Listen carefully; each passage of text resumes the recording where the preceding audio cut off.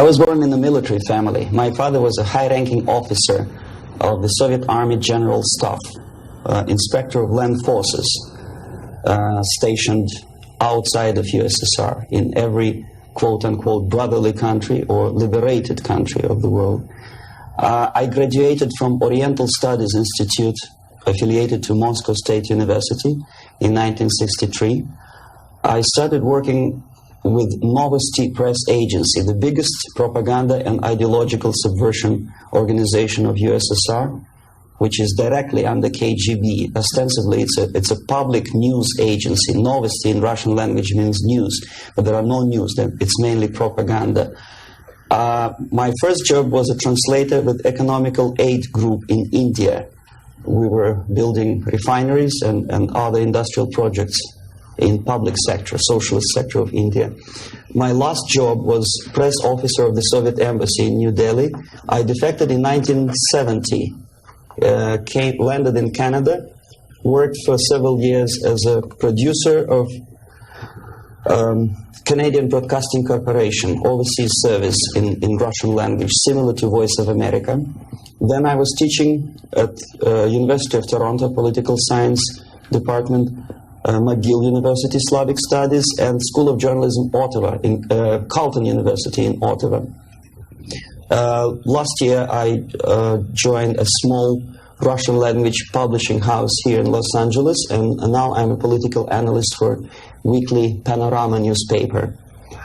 Lumumba University language instruction was my so-called extracurricular activity, which is usually given to Soviet young communists as a non-paid job to prove loyalty to the party.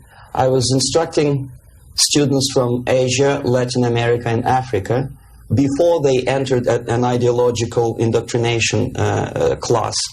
It was mainly Russian language instruction, after which the students usually joined 2-year or 3-year extensive course in Marxist-Leninist ideological indoctrination, plus their own subjects of their choice, medicine, physics, chemistry, whatever.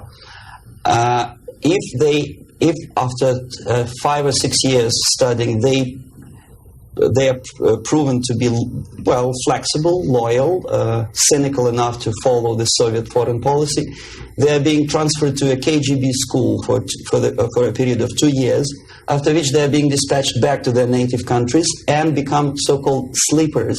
The word originated from sleeping. For several years, they sleep in their own countries doing nothing. Sometimes they're pursuing their own careers, become lawyers, doctors, teachers, taxi drivers, barbers, and they spring into action after many years of destabilization of their own countries as Soviet agents. Therefore, all of a sudden you discover well-established lawyers in a country like Nicaragua who are, for some strange reason, are bitterly against quote-unquote American imperialism and idealistically for Soviet Marxist-Leninist imperialism.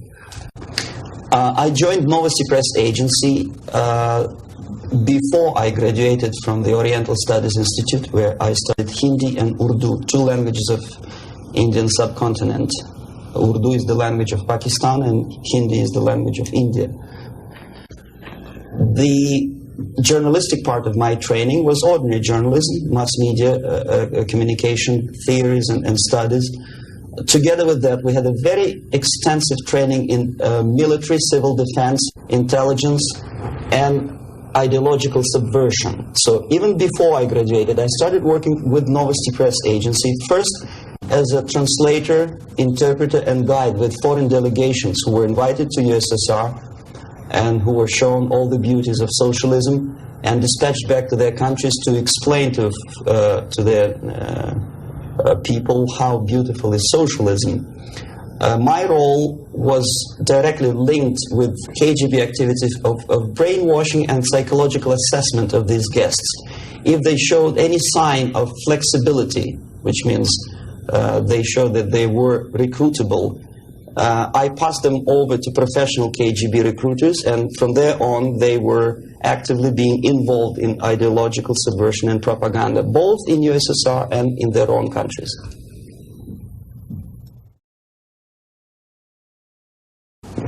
Well, decision, of course, was very painful and difficult. But on the other hand, I didn't have any illusions or allusions about the Soviet system and communist or socialist system.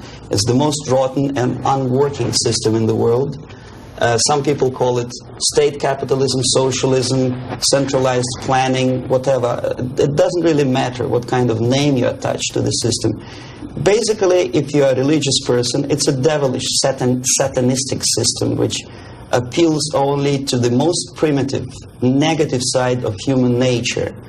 The basis of that system is denial of private property, human dignity, and personal responsibility, and of course any religious affiliation of a human being to God as a supreme being. My dissatisfaction, disillusionment, if you can call it, because I never was illusioned with the communism, started as early as from age 6, I guess. The first shock was after the Second World War, when most of the children of my age understood that United States is the friend with whom together Soviet people defeated Nazism, German fascism, all of a sudden turned into an enemy. And all of a sudden the propaganda turned 180 degrees around, and we were brainwashed in the spirit of hatred to everything which is American. But how could you explain to a child of 6 years old who owes his survival to American spam, condensed milk, egg powder, and things which you probably people never remember because nobody eats them these days, spam meat, you know what I'm talking about? How can you explain to them that these delicious things came from an enemy who wants to subvert and destroy us? It's impossible, because the child remembers when he was hungry, he was eating spam and drinking condensed American milk with the American eagle on the label. So all the efforts of the Soviet propaganda to convince me that America is bad was futile, naturally. That was the first shock. The second was this 20th Congress of the Soviet Communist Party, when Khrushchev revealed the atrocities of Stalin, terrorism, and murder, systematic murder of millions of innocent people. That was another greatest shock. And the third shock, of course, when I was already grown up, a student, invasion into Czechoslovakia in 1968. That was the last point. And when I was in India, acting as a Soviet official, a Soviet diplomat, I understood that sooner or later I have to defect and to explain what exactly I was doing in India. I fell in love with that country because at that time this country didn't do any harm to any neighbors, least of all to the Soviet Union. And yet we did so much harm to that country that I decided to defect and explain it, first to Indians, then to American politicians, intelligence communities, and media. Unfortunately, I didn't have much success because my stories were treated with a great skepticism. I was called paranoid, McCarthyist, fascist, Cold War maniac, and other names which I don't want to mention here. And it took me quite a number of years to understand that I'm talking to people who are trying to prevent average American from knowing the truth about communism. The basic methods are not that much different from activities of any public relation officer from any big company. Say Coca-Cola, I bet. They have their own department of public relations and press relations. But the ultimate goal, the ultimate purpose is different. If Coca-Cola wants to make profit and to sell more Coca-Cola to nations of the world, the Soviet Union, the ultimate purpose of the Soviet system is not to sell anything, least of all ideology, is to destroy the civilization on which the affluence and freedom based, and replace it with a system of total control over life of human beings, the system of total exploitation. That's the ultimate purpose. My specific measures, which I was forced to do, unwillingly of course, but I had to do them just to promote myself further and further, is bribery, corruption, befriending politicians, members of parliament, influential scholars, members of civil service, businessmen.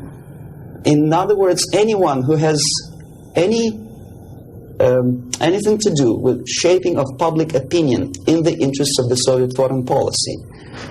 That would include a long process which sometimes is unnoticeable to an average person. It's a long-term process which is called ideological subversion. It's unnoticeable as movement of a small hand of a clock. You know it's going around, but even if you watch it intensely, you don't see the movement.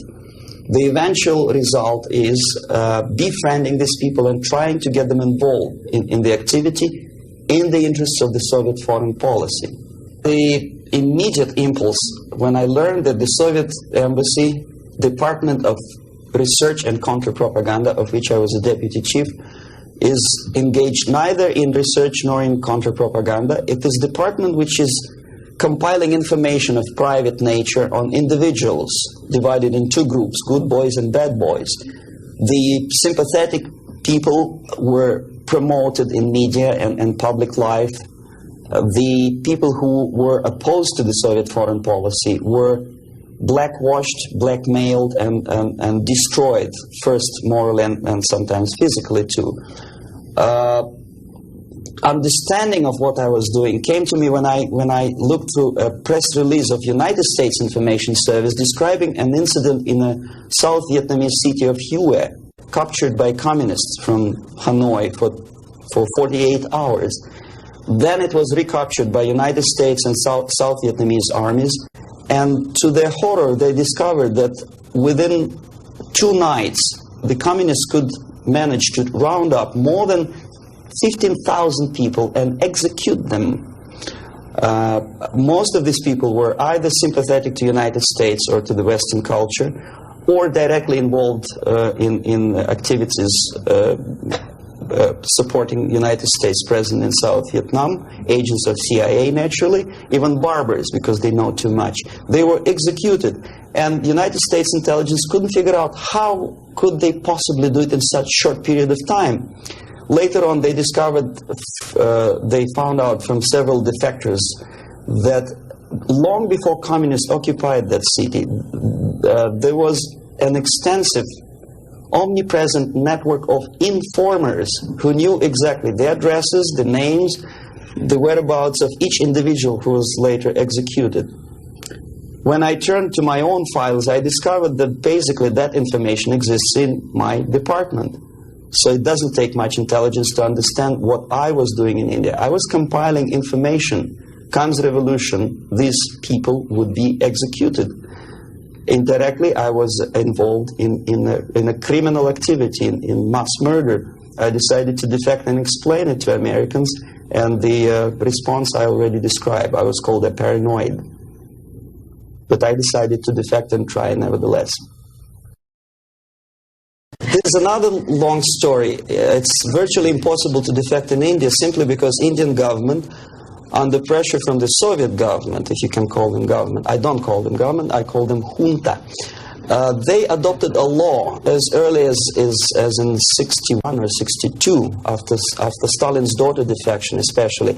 That law states that no embassy, no foreign legation on the territory of Indian Republic has the right to extend political asylum to any defector from any country, which is it's a masterpiece of hypocrisy. No other defector but a Soviet one needs a political asylum. If you are a Canadian or American, if you want to be nasty to your own government, the maximum you can do is just to pick up a phone and make a dirty phone call to your ambassador. Buy yourself a ticket and get lost. What happens to a Soviet defector under that law? If I knock a door of United States Embassy, by that law, the American diplomats have to turn me back to the Indian police, and Indian police takes me directly back to the Soviet embassy. And that's the end of my defection. So knowing that perfectly well, and having contacts both with Indian police and American media corps, I understood that the only way for me was to disappear for a while. And the best way I discovered was to mix with a group of hippies. Mind you, that was the time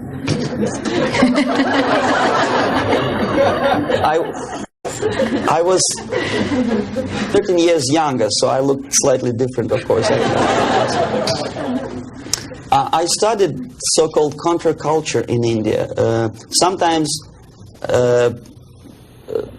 good, sincere young people who wanted to study Oriental mysticism and culture and religion, but most of them were simply easygoing individuals who were delighted with exotic life and the easiness with which they can purchase hashish and other drugs in India. And sometimes they traveled Indian subcontinent without any identification papers. So the best way to escape detection was to mix with the group of hippies and travel in India until the campaign in the media and in the police search will subside.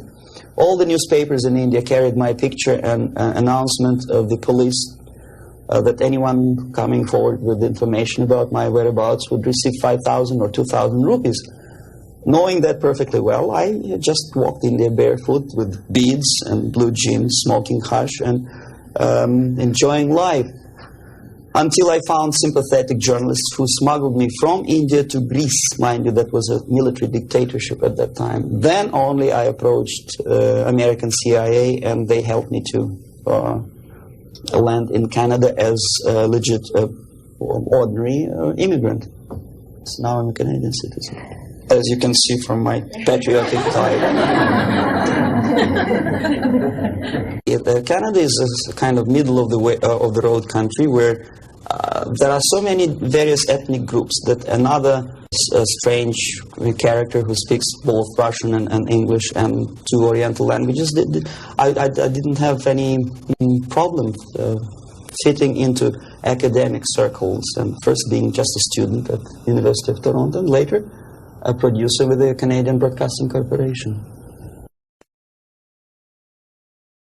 I think it was successful, and until and unless there will be follow-up to that movie, it will remain as an open wound in the United States, as a scare tactic, which in this particular case, I'm not sure whether KGB paid for production of that movie or not, but it's totally irrelevant. What is the most important, unless after seeing the tragic sequences of the nuclear attack, American population is not explained what to do about it. If you still stop at that and let it be, obviously, this is the scare tactic, this is the greatest harm done to United States by Americans, by American filmmaker. I bet Andropov and all his disinformation system could not possibly do that much harm to the United States. When you see something obviously sponsored by the Soviets, you understand, well, this is propaganda. You may or may not agree with this depending on your background and intelligence and education. But here it's a subtle approach, playing on the most sensitive strings of your soul, appealing to the most basic instincts of human nature, survival. But there are no answers. How to survive? Well, obviously, disarmament is not the answer, simply because some people naively expect Andropov to blush out of shame and reduce the number of warheads. It doesn't happen this way. We are facing unresponsive, irresponsible group of people for whom nuclear war is not a theory, it's a practice, and the military strategy of the Soviet Union is designed to do nuclear war and to survive and possibly to win. I started my military training when I was 6 or 7 years old, when I entered secondary school, and I graduated in '63 after almost 15 years of continuous training as a junior lieutenant of reserve of the Soviet Army. And psychologically, every Soviet citizen is well prepared for war, nuclear war. And technically, he is equipped with facilities and the knowledge how to use it in case of war or natural disaster. It doesn't matter. Survival tactics and survival methods are taught extensively in various manners. They are exposed to documentary movies about nuclear war. They know the technical data of radiation or contamination of air and land. They know the organizational patterns of civil defense to such an extent that even if there is no nuclear attack, even if there is conventional warfare, each individual at a certain time knows exactly where to go, what to do, where is the shelter, whom to call by telephone, which is not the case, unfortunately, in the United States. I think if a bomb, ordinary bomb, maybe a stink bomb is dropped in the middle of Los Angeles, most of the people will not die of atomic radiation. They will die of panic. They will run, and the traffic jams and the panic will kill more people than anything else. And where do they go? Is there any literature about how to protect an individual? Is the medical first aid treatment? It's not taught to kids in the American colleges, unfortunately. For example, there's obvious tension in the world. Television newscasts inform American family about happenings in East and West Germany. And only at the last moment they decide to bring the canned food down to the basement. It's sheer idiocy. Why not to have them in the basement at peacetime? Number two, there's very realistic picture of what happens when the first nuclear bomb strikes a big city, Kansas City, I think. And people start, a big panoramic picture shows almost an anthill when people are disoriented totally. That would produce love in Russia, because unlike that, Soviets know exactly what to do. There'll be much less panic, if at all.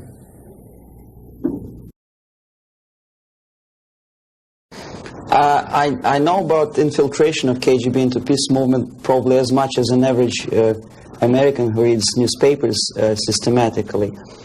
But I'm aware that the World Peace Council is a front organization of the KGB. Ramesh Chandra I know personally, both in India and USSR. I worked with delegations of various peaceniks who came to the World Congress of Peace Council in Moscow. I think it was in 1961 or 62. Yeah, it was before Cuban crisis. And at that time, they struck me as people who are pathologically unable to see the truth, not to talk about the military aspects. When as a translator and a guide, I used to take them to places in Moscow which are not supposed to be for foreigners' eyes. They didn't want to see it. They had their preconceived ideas. They were suffering from self-importance. They thought it's a great honor to sit in the Kremlin, in the Palace of Congresses, next to a debil from Kremlin, and talk about peace as if that person from Politburo means anything in peace movement. Self-delusion is the most predominant phenomenon among these people. Ramesh Chandra is a very shrewd politician who takes advantage of naive, misguided, idealistically minded, sometimes sincere people. But he is, my impression is that he's totally sold himself to the Soviets. He receives his payments or royalties or whatever you can call it in the form of prizes. Of course, it's very embarrassing if you approach a person of his caliber with money, with cash, and say, "Here, Comrade Ramesh Chandra, there's money for your propaganda in the interests of the Soviet Union." It's very unpolite. So instead, the Soviet Union creates artificial international bodies such as Jawaharlal Nehru Peace Committee, which consists of various progressive leaders, writers. Sometimes they're known figures and philosophers, educationalists. Sometimes they probably feel that if there's no other possibility to express the desire for peace at least there is some legitimate overt activity where they can express themselves. That's okay. And they think they are too smart not to see that part of it is Soviet propaganda. Okay, we are smart. We are not going to allow them to use us for propaganda purposes. This is wishful thinking, because after 5 or 6 visits to USSR, everything is paid by the Soviet government. After spending several vacations on a Black Sea coast in luxurious atmosphere with 2 or 3 nice girls, interpreters, lots of vodka and caviar, books published, vapid books which nobody reads in the United States, all of a sudden published in millions of copies in USSR in various languages, that tickles their ego. They think they're somebodies all of a sudden. It's difficult to resist the temptation. Ramesh Chandra is exactly that type of personality. He was approached at a very early stage, and he didn't have willpower and moral principles to resist the temptation, to resist the approach. And by now he's just a pawn in the game, high-ranking pawn. And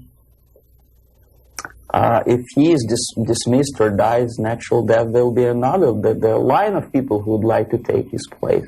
Yes, KGB takes very active part in the peace movement, and if these people were sincere, as they say they are, they would start demonstrating in Kremlin, or I mean in Red Square, not in Washington, D.C., or in the Central Park in New York, or in Los Angeles.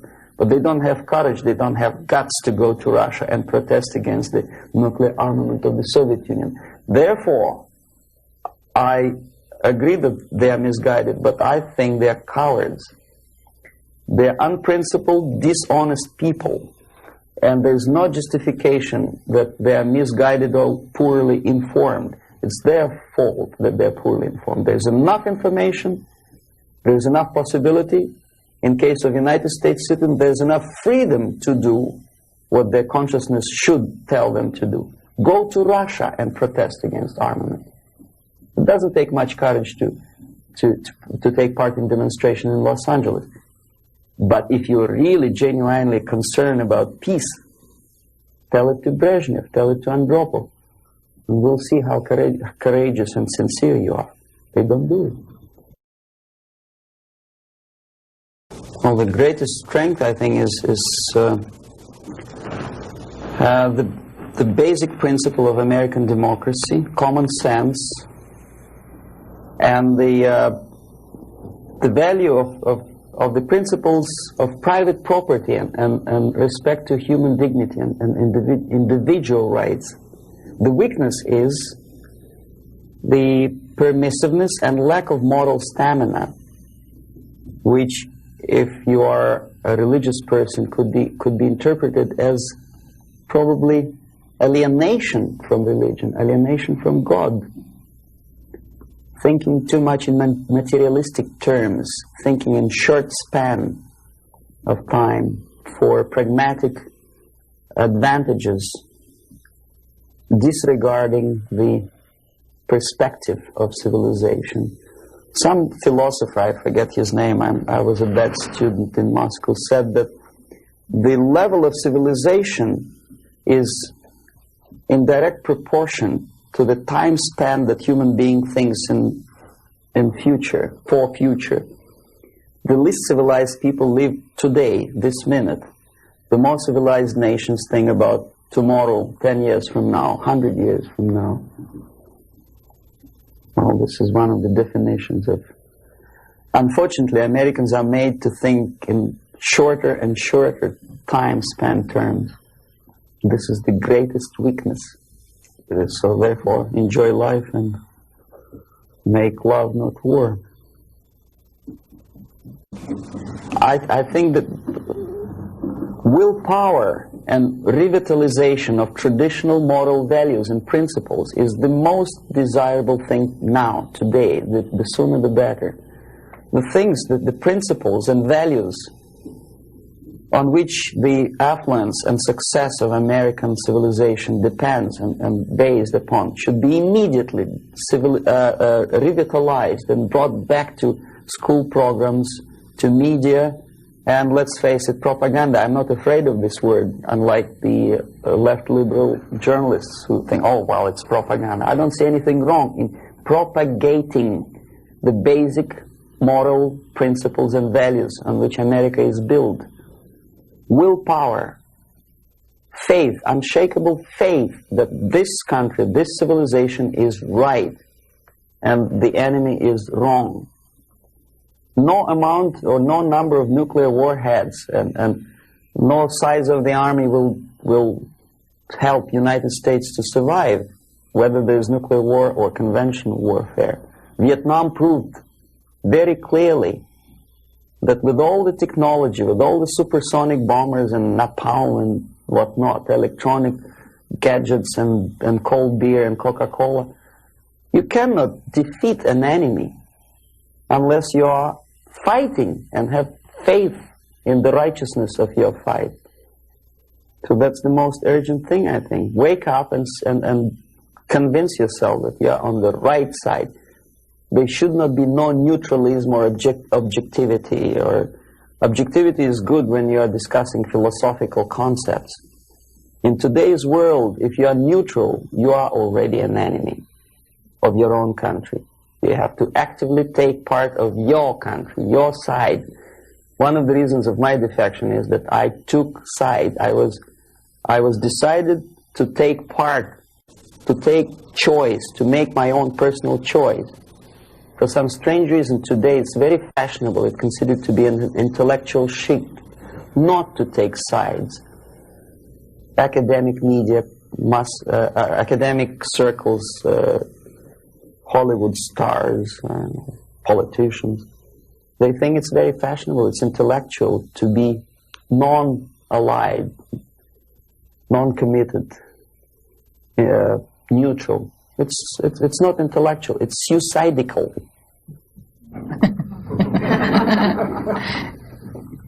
Suicidal. Okay, I'll start with a short explanation. I'm going to show you some slides now. The things that you're going to see, there's nothing new actually. They're reproductions from various media organs in the United States, USSR. Probably you see these pictures 100 times a day. I'm going to give you a different viewpoint on the same things, same facts that you see, and probably don't take much trouble to understand and think what you are seeing. I don't know if you heard my introduction. I'm an ideological subverter, yes, from Russia. Okay.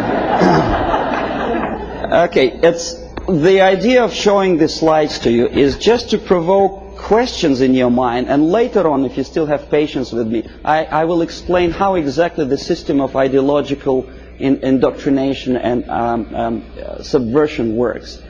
Well, we know that we are living in a time of peace, and we know that recent walkout from the Geneva talks by the Soviets is centered around the nuclear arms and rockets.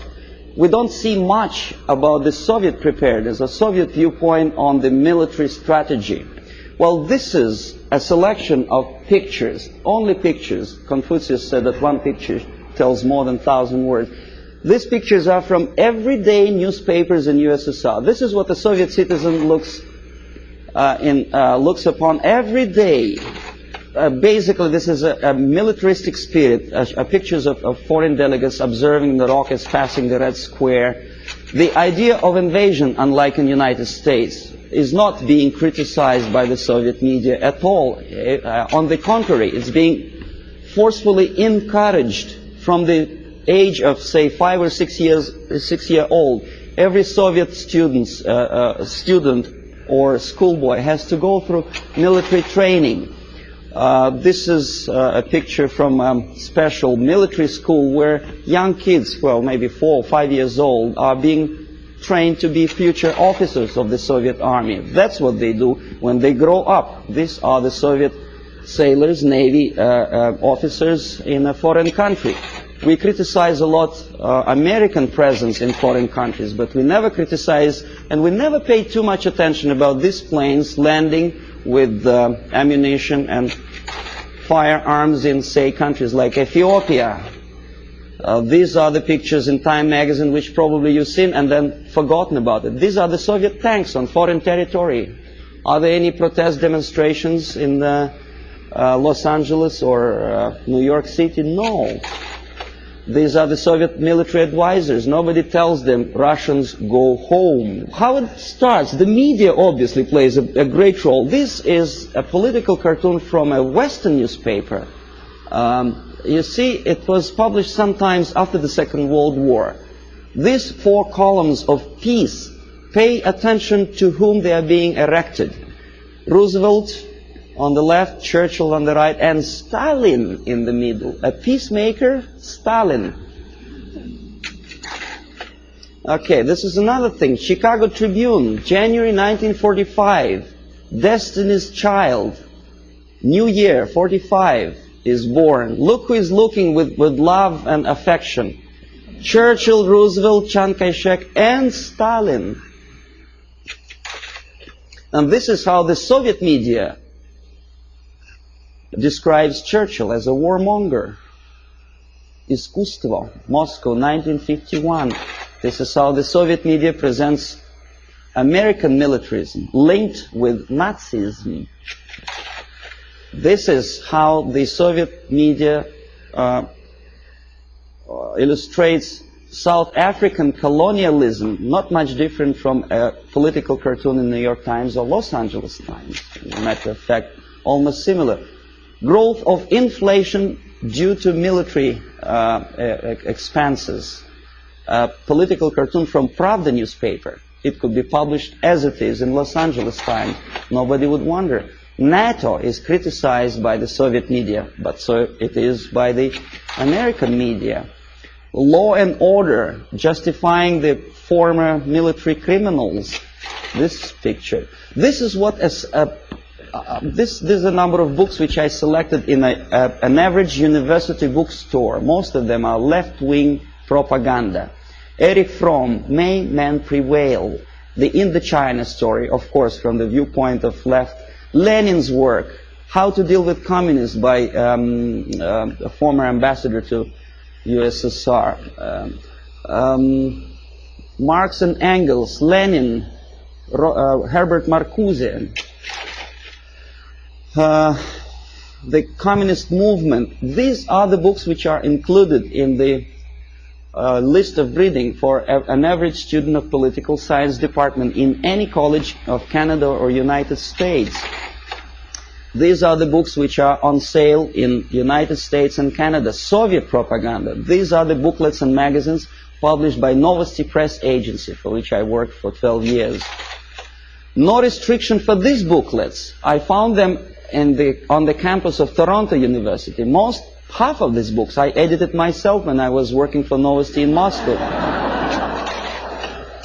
This is a very interesting thing. It doesn't say much unless I explain what it is. These are the seals attached to crates of books imported from USSR to Montreal. As you can easily see, the seal is unbroken, which means that the customs in Canada didn't bother to see what's inside.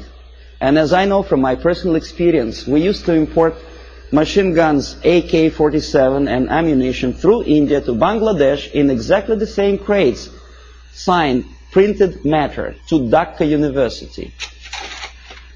This is what editor of Time magazine suggests you to read at the time of invasion, fall of Southeast Asia to communists. Solzhenitsyn's Gulag Archipelago is on the bottom of the list according to the editor's choice. Why on bottom of the list? These are the books which are never included in the list of compulsory reading to in any university or college in the United States or Canada. Look what the student is missing. The Death of Stalin, Childhood in Prison, Ferment in Ukraine, Russian Secret Service, The Great Terror. These are the books which for some strange reason Americans are denied the freedom and right to read. Why America is in global retreat? Have you ever seen this book on a campus? No, of course not. I know that. Anthony Sutton, National Suicide. Have you ever had a chance to read that book? Oh, you had? Well,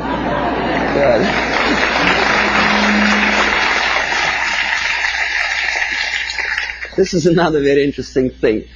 A description how drugs penetrate into Western society originated in communist world. For some strange reason, that textbook is never included in the list of compulsory reading for students of political science or international affairs.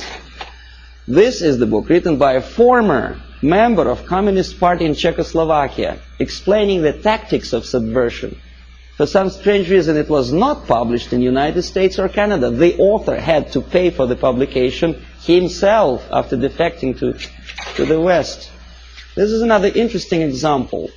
Exoneration and Ultimatum, written by Richard Romer, a science fiction novel about invasion of the United States into Canada to expropriate the oil and natural gas resources in that neighboring friendly nation. Why it took invasion, I don't understand. 51% or more of the companies are already belong to the United States in Canada, as probably you know already. Who is the author? Richard Romer is a dynamic and dedicated exponent of the needs of potential. And so anyway, he's a friend of Pierre Trudeau, a former military officer. And what he writes is something that Andropov probably would be very happy about.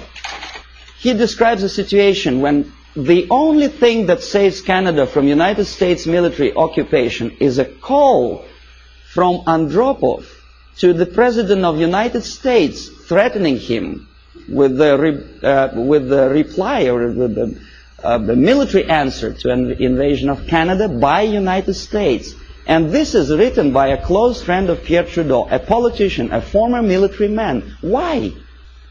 Is he a paranoid or am I a paranoid? These are the three books published almost simultaneously, sometimes in the middle of 70s. CIA and the Cult of Intelligence. CIA Diary by Philip Age and the KGB by John Barron. I tried to buy the KGB, but it was not in the bookstores of Canada or United States. The previous two books on the left were. This is the author of the most anti-American book, The Defector to the Communist Side, Philip Age. He is alive. Nobody is threatening his life. Nobody is poisoning him with poisoned umbrella. This is, you know who? He's criticizing CIA for developing a gun to kill communist agents. And he tries to present it as a crime on behalf of United States Intelligence Agency. Why is it a crime? To defend you from the communist agents and to develop a secret gun, which is silent, is a crime. Is there any logic? I don't see any. This is the fellow who also criticizes the United States CIA for developing technical means of bugging USSR embassies on the territory of United States. Why not? I don't see any reason why not. But Mondale obviously does. He knows better. These are the authors who published lists of American agents stationed all over the world. They are alive. They actually made quite a lot of money on that publication. And this is the victim. The chief of CIA in Greece was killed when the book of the previous two Americans was published. This fellow is dead. The other two are not. Siberia in 1971 was visited by a group of politicians from Canada. And this is the report about that visit. This is the group. We're shaking hands with the Soviet ambassador. This is a Soviet technical miracle. A pipeline on thermofrost or something. In other words, what Canadians were doing in early 60s is presented to Canadian public as an achievement, a great technological achievement in USSR. This is the route of their travel in Siberia. The Canadians covered that much of distance. Please remember that map. I will come back to that question. This is a book published by a Canadian author, Farley Mowat. By the way, Never Cry Wolf, a movie which is made on the basis of Farley-Mowatt's book. He's a nice fellow, drinks a lot of vodka. He was a guest of Novosti Press Agency, which I was working for. This is another book written by Farley-Mowat after returning from Siberia. He was accompanied by a person like myself, a Novosti Press Agency journalist. Glorification of Siberia. This is what this is the route, I promised you to come back to that map, which Farley-Mowat, a Canadian progressive writer, covered when he was in USSR. This is what he makes Canadians to believe Siberia looks like. It does, of course. Baikal Lake is a very beautiful natural phenomenon. A nicely dressed Soviet Eskimos or Chukchas, I don't know, some ethnic minorities, friendly talking to each other in fluent English.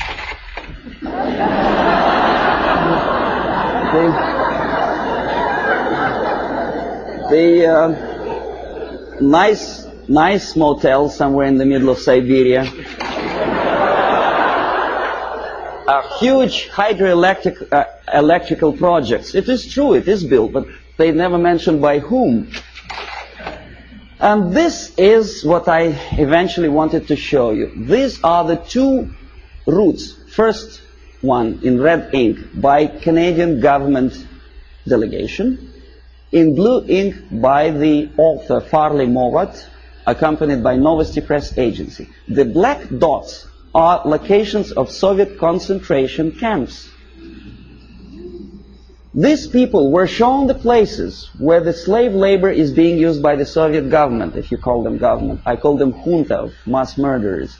But there is not a single mentioning, not a word, that those beautiful electric stations were built by slave labor. This is what Canadian reader will never see in the report by Canadian politicians or the progressive writer Farley-Mowat.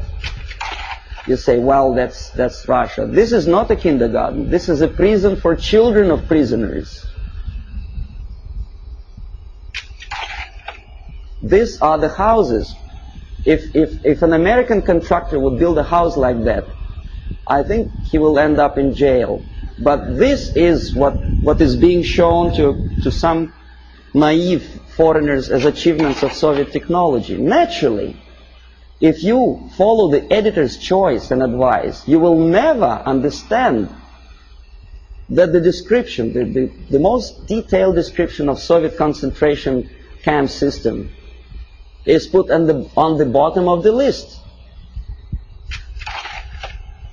You say, well, maybe in USSR, the concentration camp is nothing surprising. Well, this is a concentration camp in Southeast Asia, in Cambodia. Same thing. Slave labor. This is what happens to slave laborers when they don't obey the orders. They are being executed, not by firing squad, because bullets are too expensive, by shovels, crushing skulls. This is the victory of communism for you. This is what happens to their children. And this is the originator of this slaughterhouse, Cambodian Premier Pol Pot, during interview with Time magazine. Very nice, plump, fatherly image. You are made to believe that Holocaust happened during the Second World War is something that may happen again. It may. But the originator of it may not necessarily be the Nazis. We don't have any Nazi submarines roaming around the shores of the United States and Canada. We have liberation forces. That's what Holocaust. This is happening right now after the so-called National Liberation Movement.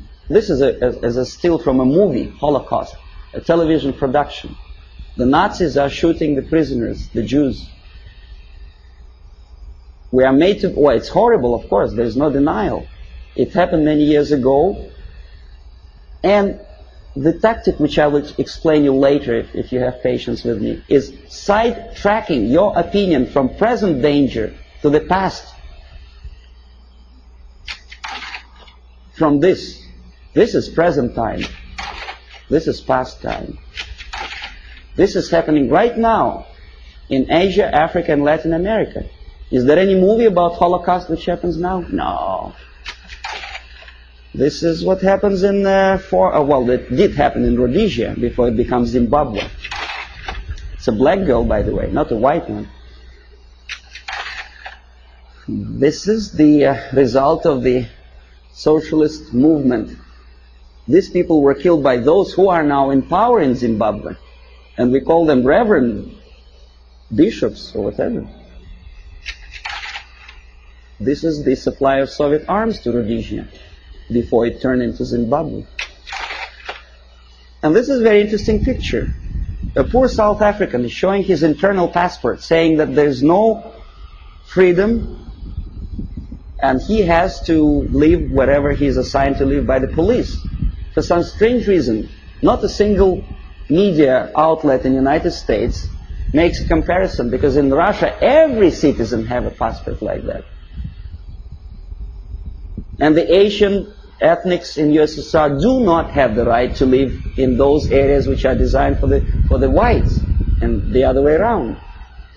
But we are getting emotional about this passport. Why not about Soviet passport? The answer is flowing in the wind, how they sing in the wind. Okay, the feeling of guilt. Open any magazine. There are lots of pictures like that. Hungry people asking for your dollar. Donation. Think about it. Emma De Leon has no one else to turn to except you. See how many pictures? I collected them within 1 week. And who helps them? Rock stars. Through United Nations, UNICEF. And how they use this money? They buy arms. Have you noticed that countries like Philippines never ask for donations? Why? Because they have free market system. Oh yes, they have military dictatorship, oppression of civil rights. But for some strange reason, only those countries which are already liberated by Marxists are asking for your donations. Why? And when they get these donations, will you be my friend? This is what Time magazine wants you to think. If not, the implication is this is what's going to happen. Kolwezi, when white miners stationed in this small country, African country, were murdered by so-called National Liberation Movement. This is the result. Raped and murdered after your donations. And who is supporting these movements? Of course, United Nations. Okay, we'll come later on to the question of semantic manipulation. Everybody knows that United Nations is not united and it's not nations, but we continue to call them. I don't know how many people notice the striking similarity between the emblem of United Nations and emblem of the USSR. You think it's coincidence? The symbolism is obvious, unless you are blind, of course. And the creator of the United Nations Charter is an American, Alger Hiss, standing next to Comrade Molotov, sitting there on the left. We know he was a Soviet spy, but he is at large now. Alger Hiss, he's a lawyer, a respected citizen of the United States, a former Soviet spy. Well, you know, this guy is Daniel Ellsberg. He published secret papers of Pentagon. Why not of Soviet military-industrial complex? He's a respected citizen of the United States. Dr. Spock, Agony of Vietnam. I forget what's his name. Oh, yeah. How many men has to die before they understand I don't remember the lyrics of the song, but it was a very impressive song. When I was a Soviet student, I almost cried when I listened to that. And I thought, my God, what a nice fella. John Baez, very nice couple of kids. Jane Fonda, she was crying on location in Vietnam, beautifully filmed by American Hollywood filmmakers. What is she doing now? Did she ever defend both people? Did she say a word in defense of Vietnamese? or say about horrors of coming out of this. No, she's busy preaching the health or whatever. And also, she takes part in demonstration against South African racism. Not about this. And not about this. This is liberation movement warriors.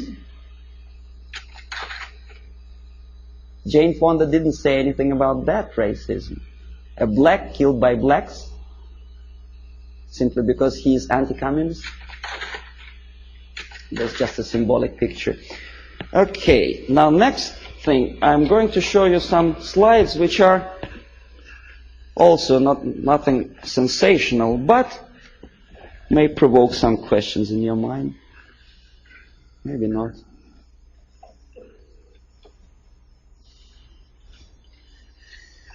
Okay. The more questions you have, the better, because we'll come to systematic explanation of the phenomenon later. Now I want you just to get excited. Hollywood actress talking to Fidel Castro. Nothing wrong, of course. Depends what is the message or what's the subject of talking. I bet you never heard about this fella. He's an American singer, Dean Reed. He's singing in Moscow for some strange reason. And you know what he's singing about? Oppression, civil rights in USA, and about poor Americans who cannot survive. Well, I don't want to be too critical of Pope, of Catholic Church, but some statements which he made at the earlier years of his becoming a pontiff of Catholic Church, strikingly unpleasant to me. Communism and church can coexist. Can they? Well, you should ask Russian Orthodox priests who were literally exterminated by the Soviet communists. Communism and church can coexist. I don't think so. Catholic Times. I collected this newspaper in a Catholic church, which I attend, although I'm Orthodox Christian, as Russians, most of them are. But I do come to Catholic church because my wife is a Catholic, so I don't see much difference, because God, I suppose, is one, so Jesus Christ is also the same, which church, whichever you go. But Christians and socialism is something that doesn't really appeal to me. I don't know, how about you? Social justice central to gospel, is it? I never heard about it. Join with Marxists? It's from the same newspaper. And that's how they joined with Marxists. Nicaragua, before Sandinista came to power. A priest with machine gun behind his back. And the machine gun, of course, Kalashnikov, if you know anything about machine guns. Okay, then there are some strange deviations from religious path. What's his name? Jim Jones. Reverend? Nice looking guy with adopted kids, and shaking hands with a politician, Mayor George Moscone, in 1976. Very nice. Really fun. That's how it all ended, you remember. More than 900 people who poisoned themselves together with their kids in Guyana. This is a very interesting picture. It's not very clear. Instead of Jesus Christ, they put a naked lady, in the church. Strange, huh? Of course it's strange. Crucifix of a woman for Palm Sunday. Boy, Jesus Christ would turn in his grave if he were engraved.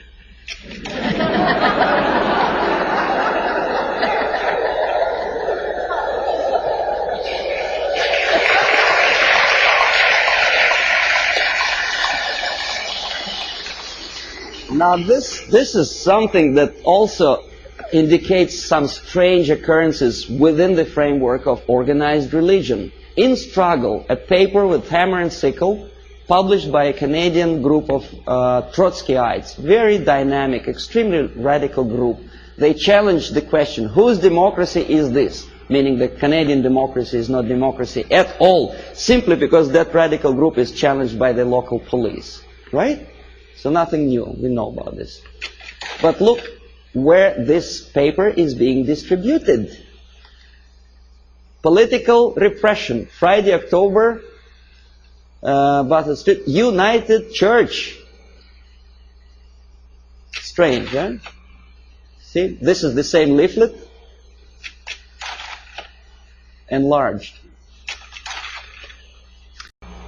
This is another thing. President Carter handed over an antique crown belonged to Church of Hungary to the present communist regime of Hungary. Why? I don't understand. To make them friendlier to church? I doubt. Feminist movement. I don't know how you feel about feminism. I don't think that to be equal with men, you have to politicize your movement. You cannot legislate equality. You have to be equal. But that distracts your mind from real issues of family, loyalty, and well, if you feel moral foundations, and they make a great political capital on that.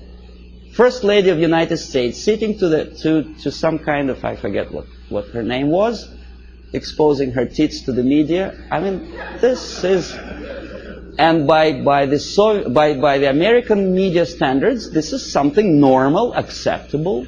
A First Lady of the United States together with a lady who burns her bra. I don't know. Well, ladies in the army, of course, I don't know what's your opinion. I never heard about girls in the Soviet army, especially in the infantry force, simply because when they have period, that may create a problem for invasion of, say, Afghanistan.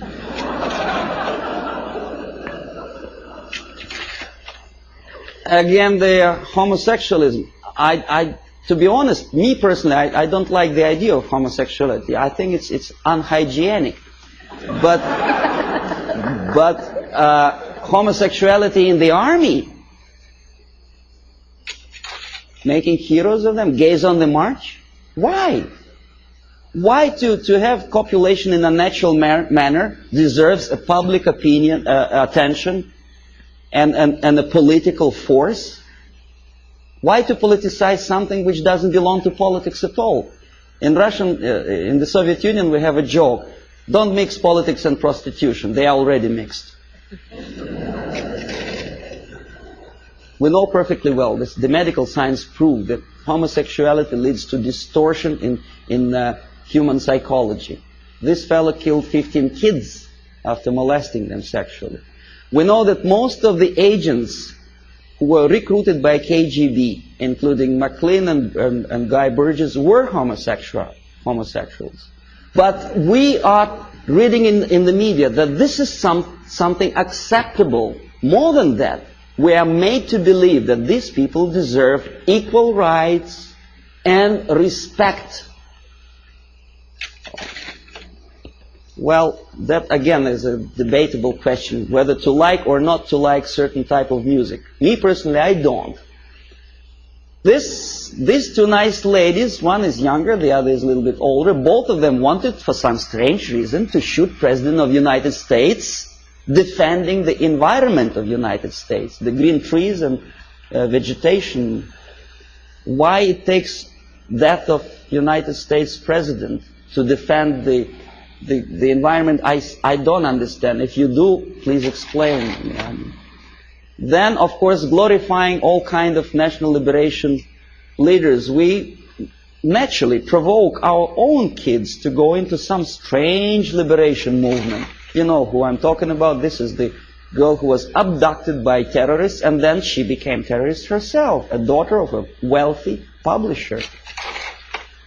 Naturally, there are thousands, millions of kids who loved, adored her courage. This is Comrade Carlos. You know who he was? He was trained and educated in Lumumba University, where I was teaching Russian language to the likes of him. That's the result of the activity when they come back home. Aldo Moro was killed by Red Army terrorists who wanted to liberate Italians from something. I don't know from whom. These are the the persons who were part of Baader-Meinhof gang. And this is a person who also liberates someone from someone. I don't exactly know, obviously, Indians from whites in the United States. But pay attention what he holds in his hand. It's Kalashnikov, AK-47. I know it by heart. I can put it apart with my eyes closed. War on terrorism. Does it exist? Apart from verbal war. This is what I have collected on a campus in Canada. Carleton University, Ottawa. Left-wing tabloids. That's how they instill in the minds of people, young people, that to fight is the only way, the violence, death is the only way to achieve rights of Palestinian people, other people, Quebec separatists, and jobs and peace. Obviously, you cannot get job if you spend all your time walking up and down streets with posters like that. You have to go to a place where the jobs are. And of course, to find a job, the most unsuccessful way to find a job is to read papers like that. Don't feel like working. This is something another. This is a Playboy magazine. Probably you heard the story about Larry Flint, how successful is he to attract attention of media and public opinion by doing crazy things, getting involved in court case of the car manufacturer. Why he wants to do it, I don't know, but what he does attracts some strange mass attention. Playboy magazine makes jokes about Russian sex. That's the image they want to present to American people. But they don't explain to American people that the process of demoralization is not a question of joke. This is Portugal after socialists came to power. On your left is a prostitute who was imported from East Germany to Lisbon. A communist prostitute in a country which is just had its successful socialist revolution. Very interesting. What for? To make money? No, I'll tell you later. On the right, pornographic literature in a country with strong Catholic moral principles. Well, I don't know how many people of you like to drink alcohol. I did.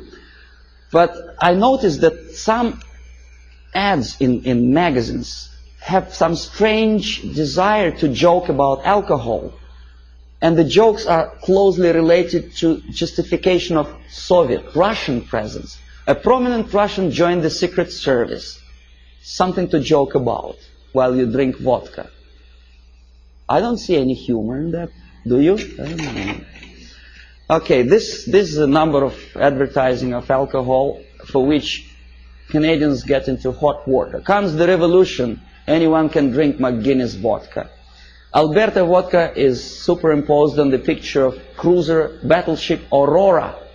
I don't know how many of you know that this is a historical relic in USSR. The revolution, communist Bolshevik revolution started with the cannon fired from that battleship. And obviously Soviet embassy was insulted, so they sent a protest note to Pierre Trudeau. And the picture was removed from the magazine. When I was teaching at Carleton University in Ottawa, my superiors forced me to do an IQ test with two groups of my students. The idea was to answer about 100 questions, to give answer, yes, no, or undecided. The more undecided or negative answers you give, the more, according to the compilers of this test, you are adaptable and useful to society. The more positive answers you give, the more questionable is your adaptability and usefulness for your country. This is explanation how to score, how to count the scores. And now see the questions. Telling dirty joke is bad. A good soldier is a patriot. Yes, no, or undecided. Think about it. Every communist should be run out of the country. Yes, no, or undecided. The Bible is the greatest source of truth. Right? God is everywhere. A person who kills another person is a murderer. Yes, no, or undecided.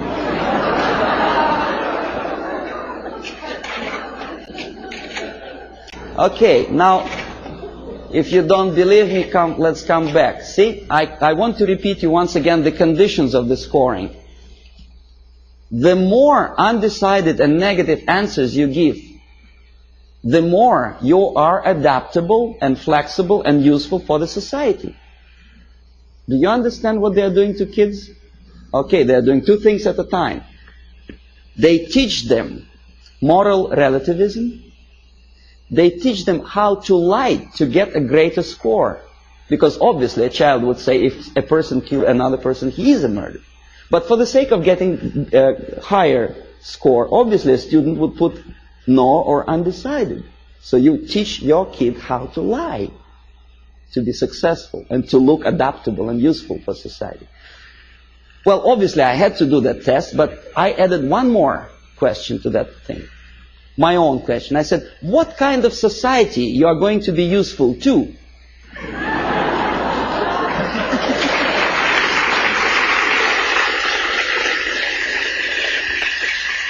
And most of my students give me an excellent answer. They say, a society where there is no moral principle, no respect to God, love, family, and working ethics. Very simple. They are not that stupid. Here we are, Comrade Brezhnev. Now, this is the picture from a Soviet magazine. Obviously, Soviet media tries to project their leaders in the most respectful way. Very impressive, very fatherly, very serious person. There is nothing surprising. What else is new? Of course. But this is Time magazine, an American magazine. The caption is not quite clear, but it says basically that Comrade Brezhnev doesn't give interview to Time magazine. The message is clear. He's a positive, caretaking person. He's too busy to take care of the world problems and economical problems in Russia. It's a very humorous caption. But nevertheless, the impact, if you are not quite concerned about politics, what is your impression about this nice gentleman? Nice, smiling, tired, well. And this is how media presents your leaders.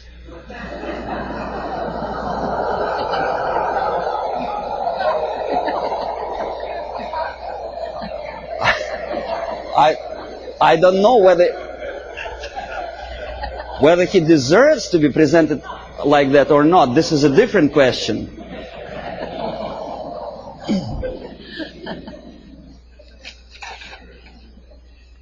This is Prime Minister of Great Britain about 10 years ago, together with Beatles.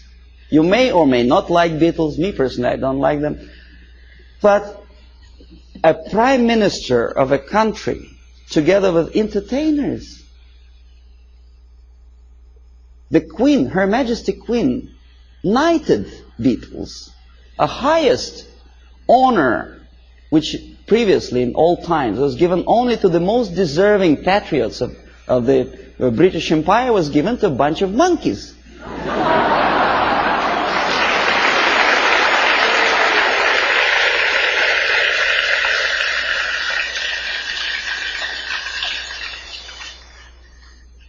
Valéry Giscard d'Estaing is playing football. He's our guy. He plays piano. No, never mind what he does for politics or world problems. He's nice, charming personality. Helmut Schmidt is taking part in a circus performance. Nice, charismatic leader. Never mind what his policies are. He's popular. He's in the section of People of Time magazine. First Lady of United States together with the pop singer, folk song singer. Well, so what? You know, we had a saying in Russia that in old times, clowns were entertaining the royalty. Today, the mightiest of the world think it's a privilege to appear with entertainers. It's just the reverse of the old principle, you know. They are the entertainers of entertainers. because they want it for their political career. Ed Kennedy dances in Moscow. Why? I mean, is that his business to go to USSR? Why doesn't he occupy himself with something more relevant to the urging problems of the world? He thinks he is going to be popular. In America, maybe, but in Russia, they look at him as a schmuck out of his mind.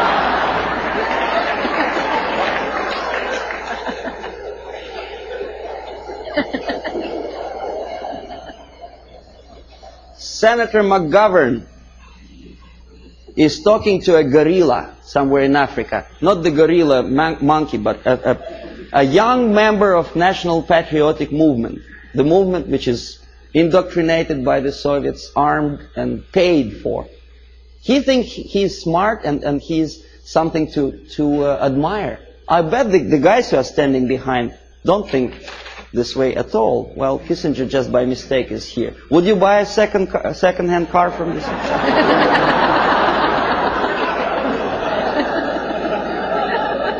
Pierre Trudeau, Prime Minister of one of the most developed industrial nations, independent nation in the world, is befriended by Fidel Castro. If you remember, Canada never stopped trade relations with Cuba, despite the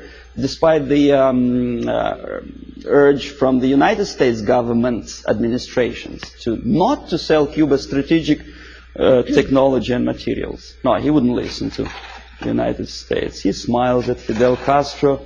Meanwhile, his wife, estranged wife, Margaret Trudeau, is talking to rock star. I forget his name. That's it. That's him, right?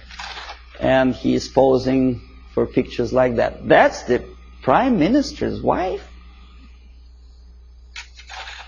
That's her too. In French Riviera, with some Hollywood actor. Why? 50 years ago, for a thing like that, a Prime Minister would have to resign. It's a shame for a nation. Not anymore. Okay, now détente. It's another debatable question. Why we are so happy, Comrade Nixon?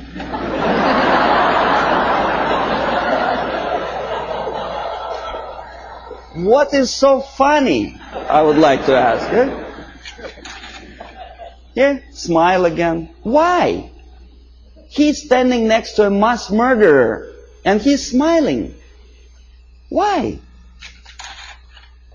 Pierre Trudeau also attentively listens to Comrade Brezhnev's, I don't know what.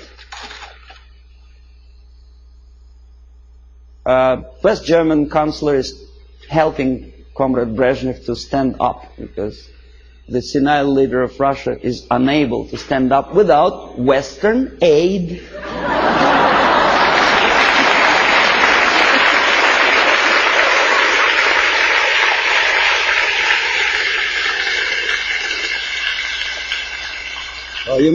You may say, well, it's West Germans, they're too close to Russia, probably they do it just in case.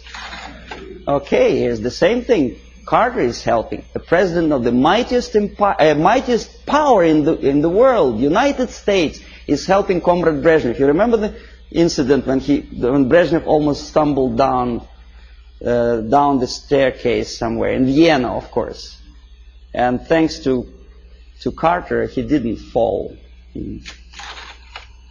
Andrew Young is talking to a dictator in Africa.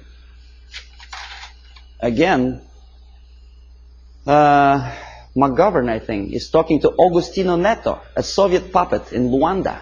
Why? Is it that necessary to be friendly, to smile at each other? Now we're coming to space, from Earth to space. Clouds over the space program. Why clouds? Mind you, this is after 3 or 4 successful landing on Moon.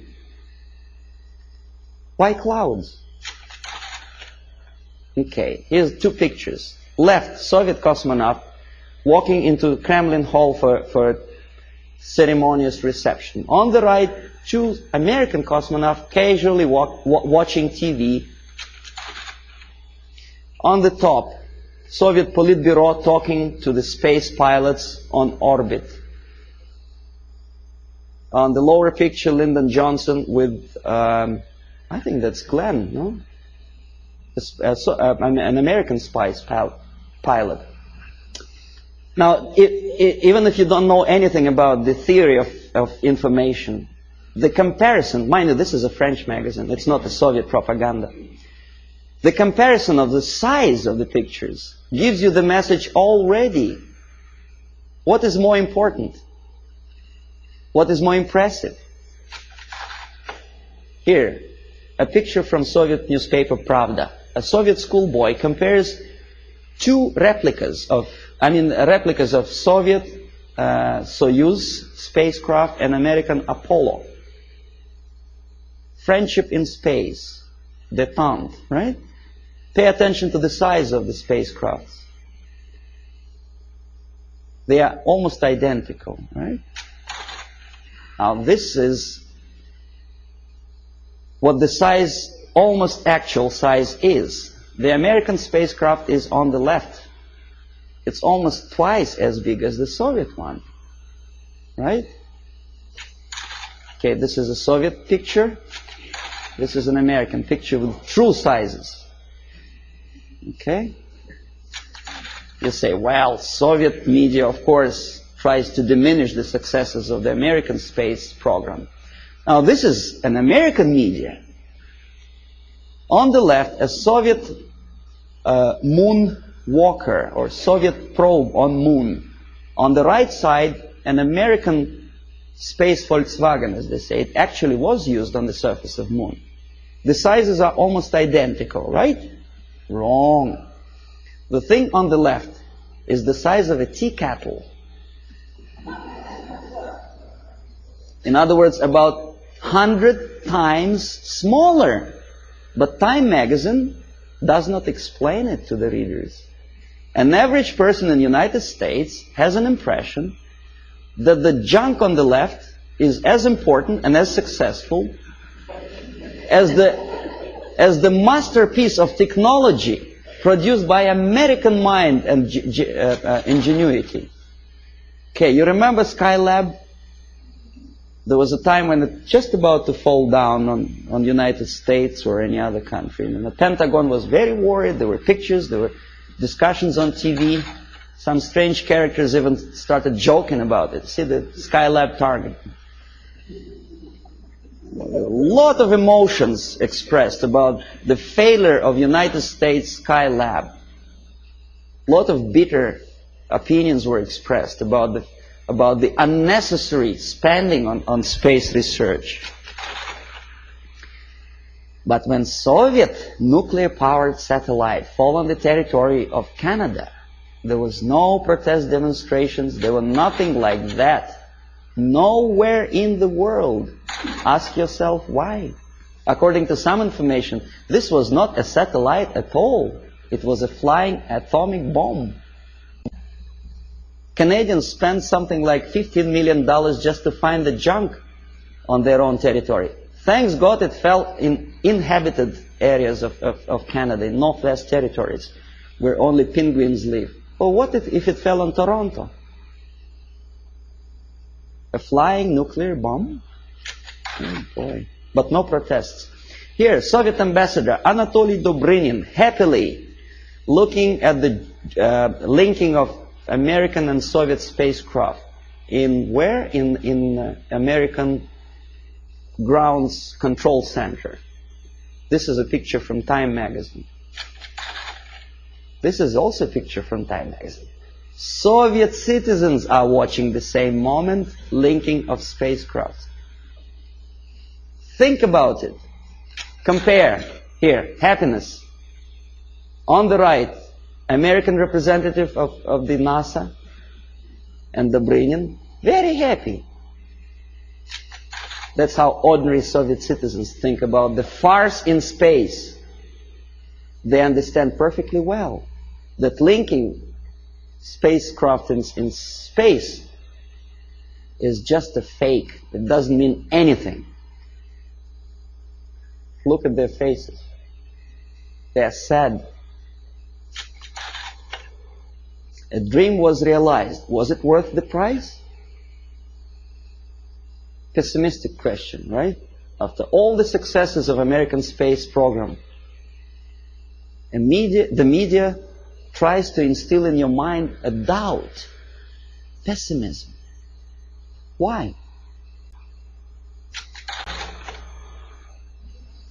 Oh, this is a frog. I don't know how much you know about frogs. I'll tell you that a frog can see a mosquito only if it moves across the area of its vision. If a mosquito quietly sits on a grass blade, the frog doesn't notice it. That's the attitude of American media. They do not notice problem unless it moves, and moves close to Hilton where they station.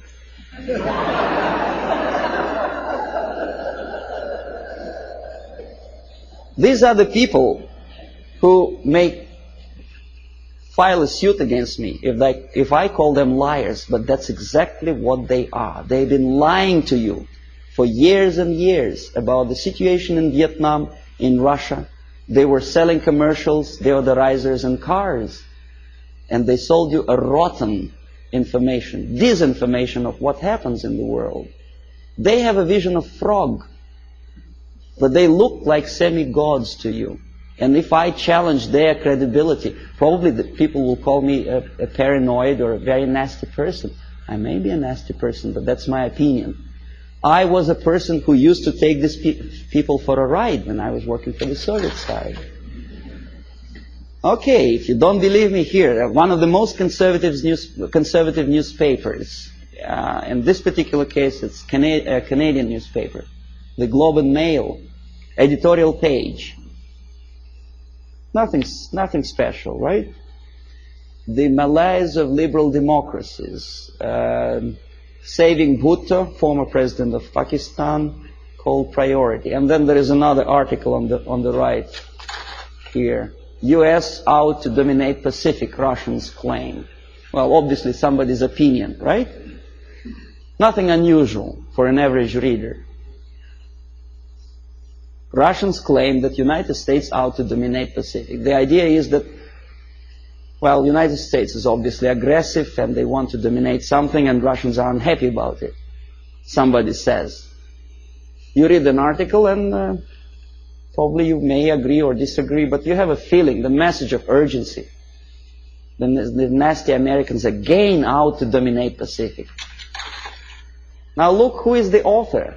Alexander Malishkin, Novosti Press Agency. Not a word. Who is Malishkin and what is Novosti Press Agency?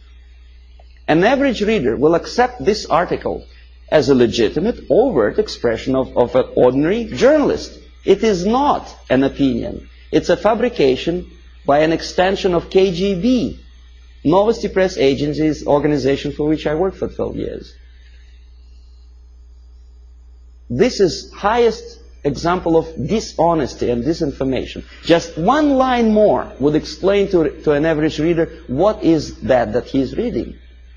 But alas, there is no explanation. Now this is the monument to Mother Russia in former Stalingrad. Now it is Volgograd.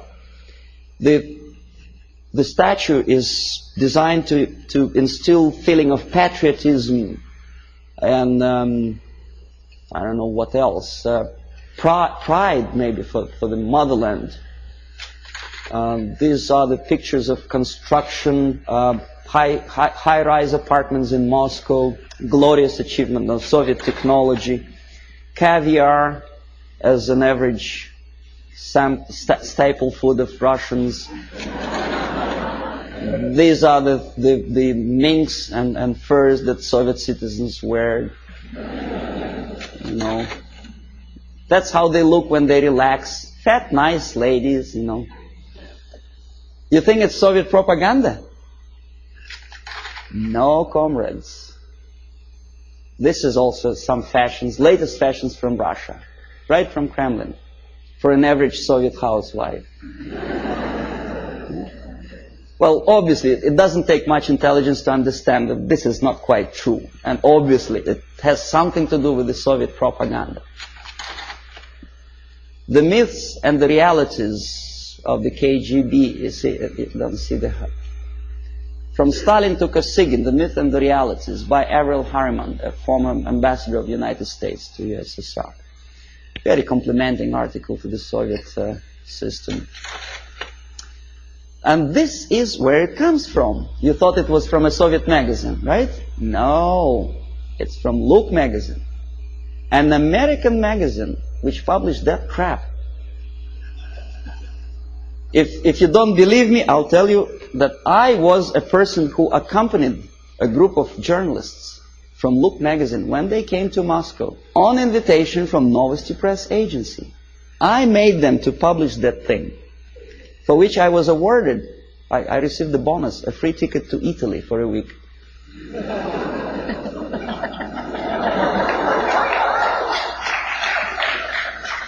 Now, this is look like sheer high-class idiocy, but unfortunately, this is exactly what happened. It didn't took me much effort to convince the Americans, to tell the American journalists from Look magazine, to bring back this magazine, to dedicate the whole issue to the glorious anniversary of Soviet Revolution. This is what you were reading in your American magazine. This is how an average American perceived the Soviet way of life. A happy Soviet citizens. This is what an average girl in Russia wears. This is what they eat and drink. This is how they build their apartment houses. And this is how they're fiercely patriotic. Amazing. Anyway, so I will explain you how it all happens. The last two pictures I will not comment. I want you simply to look close into these eyes.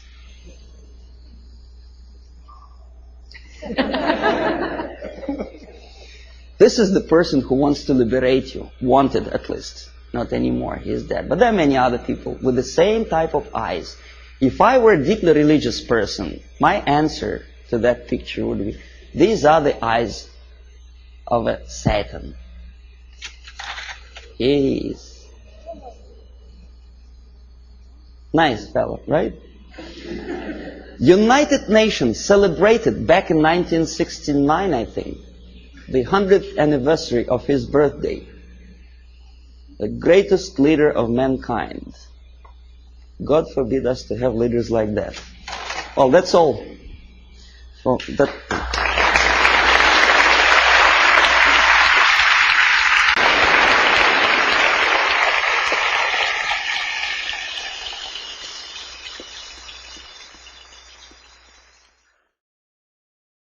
Subversion is the term, if you look in a dictionary or criminal code to that matter, usually is explained as a part of activity to destroy things like religion, government, system, political, economical system of a country.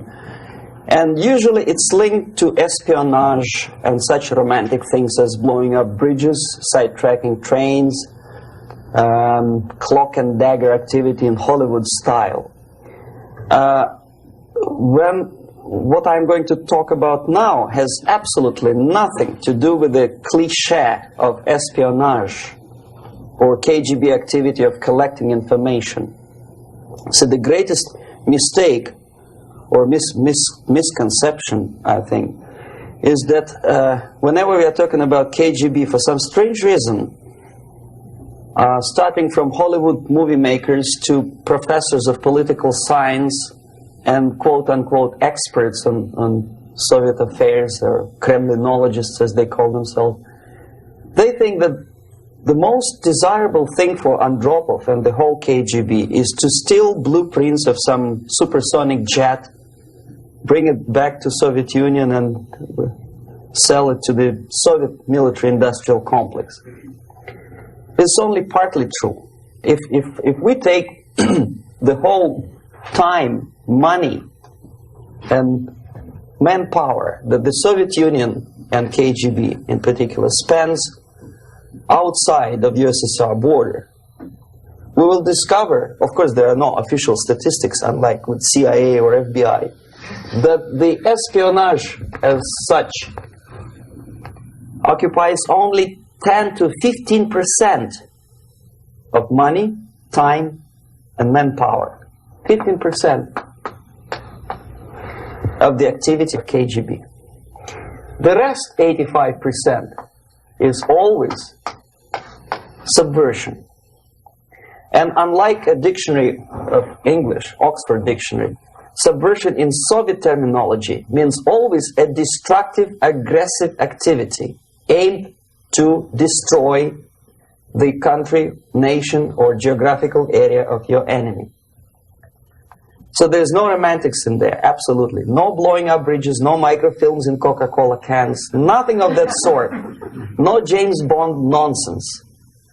It's most of this activity is overt, legitimate, and easily observable if you give yourself time and trouble to observe it.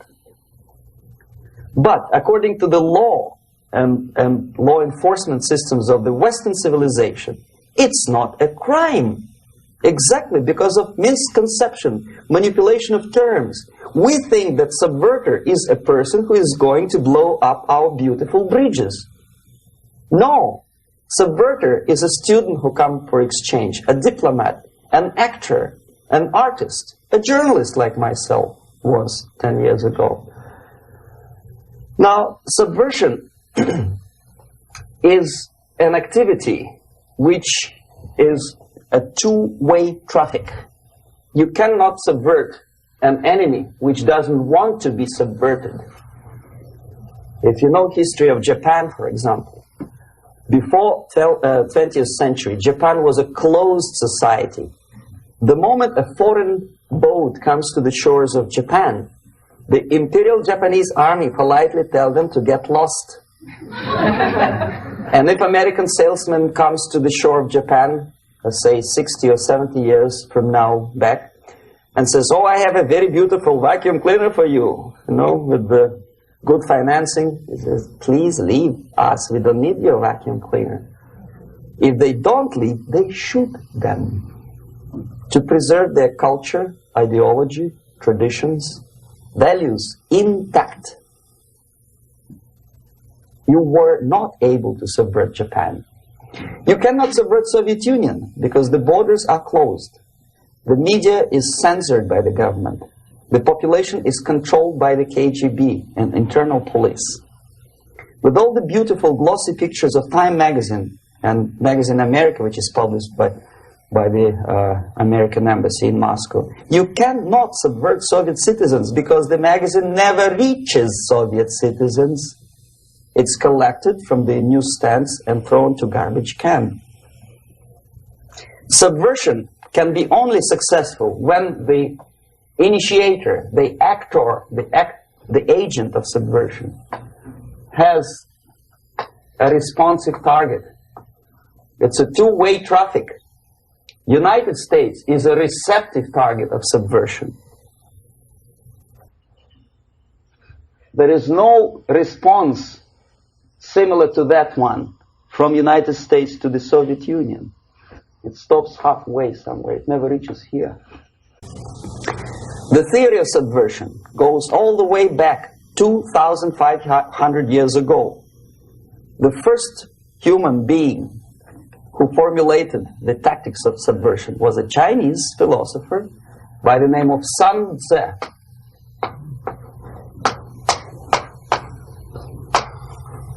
To 2,500 years BC.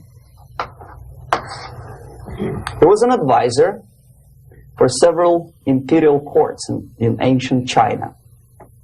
And he said, after long meditation, that to implement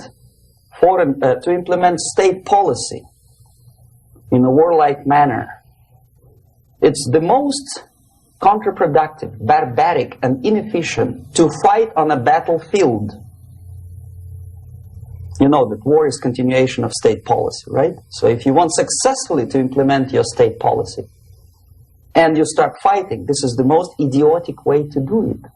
The highest art of warfare is not to fight at all, but to subvert anything of value in the country of your enemy, until such time that the perception of reality of your enemy is screwed up to such an extent that he does not perceive you as an enemy, and that your system, your civilization, and your ambitions look to your enemy as an alternative, if not desirable, then at least feasible. Better red than dead. That's the ultimate purpose, the final stage of subversion, after which you can simply take your enemy without a single shot being fired, if the subversion is successful. This is basically what subversion is. As you see, not a single mentioning of blowing up bridges. Of course, Sun Tzu didn't know about blowing up bridges. Maybe there were not that many bridges at that time. But the basics of subversion is being taught to every student of KGB school in USSR and to officers of military academies. I'm not sure if the same author is included in the list of reading for American officers, to say nothing about ordinary students of political science. I had difficulty to find the translation of Sun Tzu in the library of a university in Toronto and later on here in Los Angeles. But it's a book which is not available. It is forced to every student in USSR. Every student who is taught to be dealing further in his future career with foreigners. What subversion is? Basically, it consists of 4 periods, time-wise. If we start from here and go this way, time, right? This is the beginning point. The first stage of subversion is the process which is called, basically, demoralization. It says for itself what it is.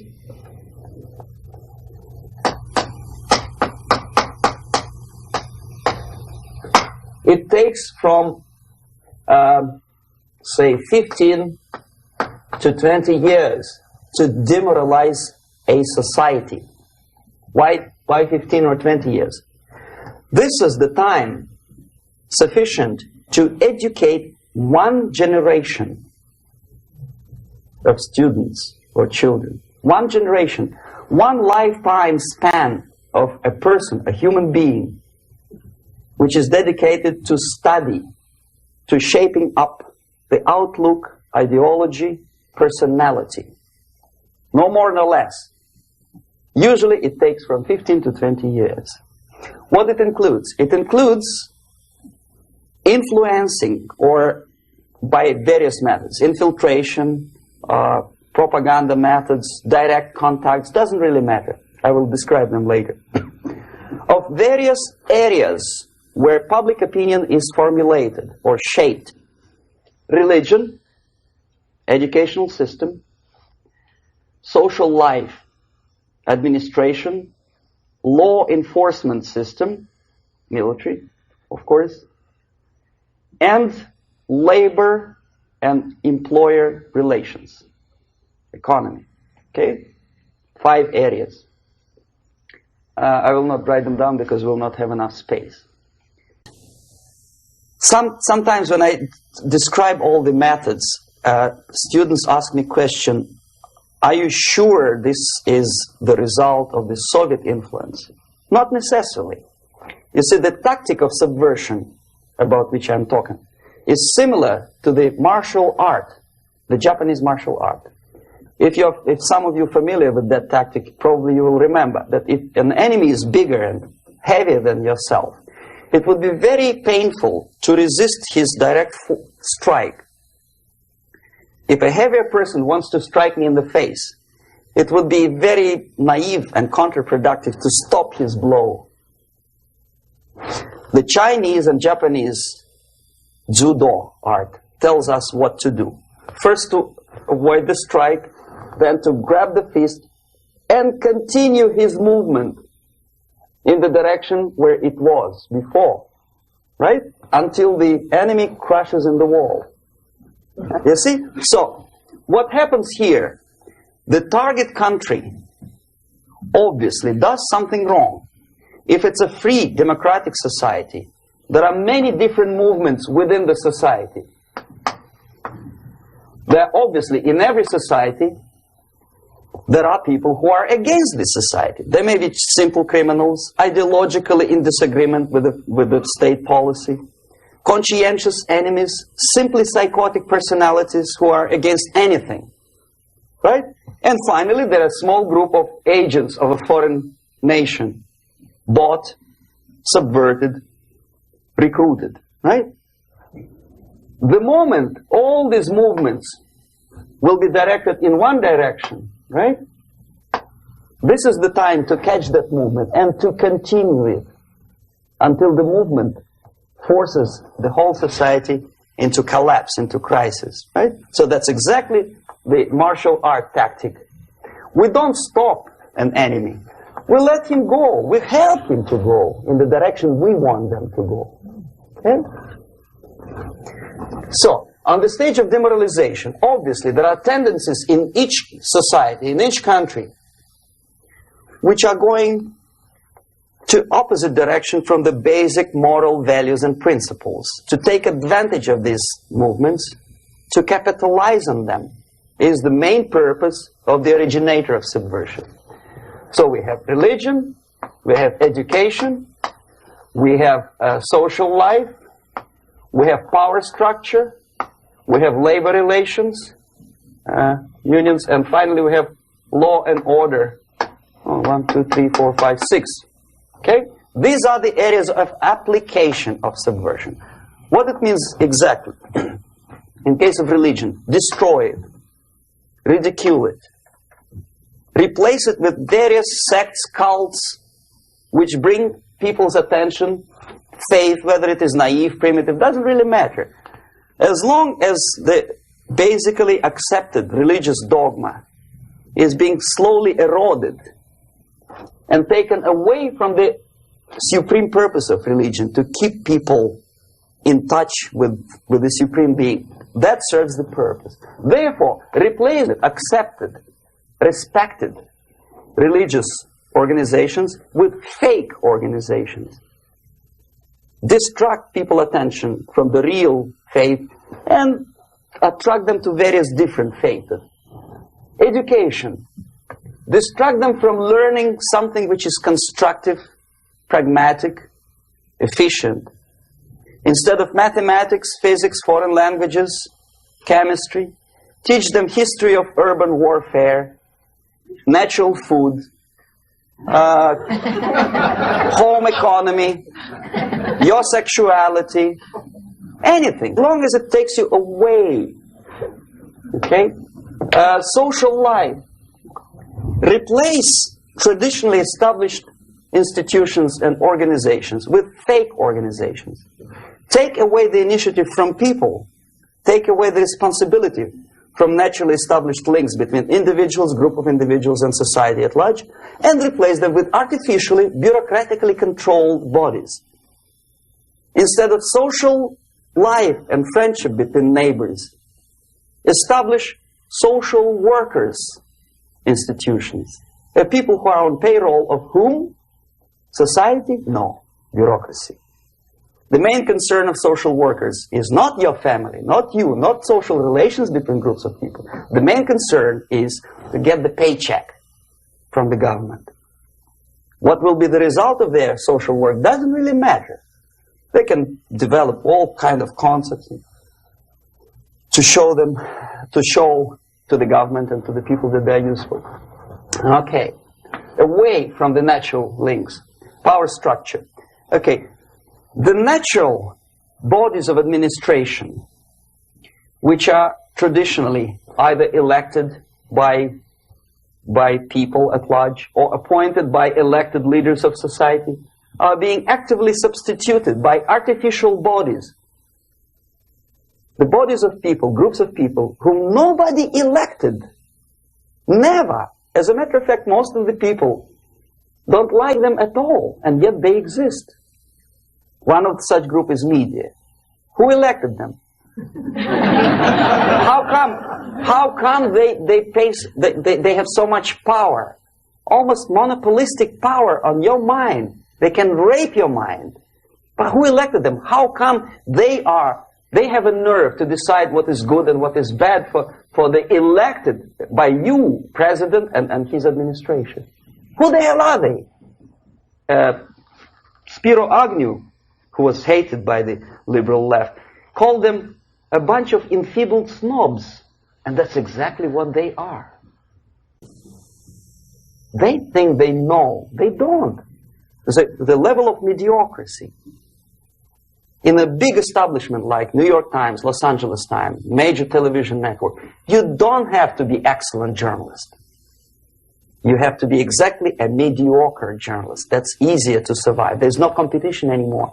You have your good, nice income, $100,000 a year. That's it. Whether you are better or worse doesn't really matter anymore. As soon as you're smiling to the camera and do your job. That's it. No more competition.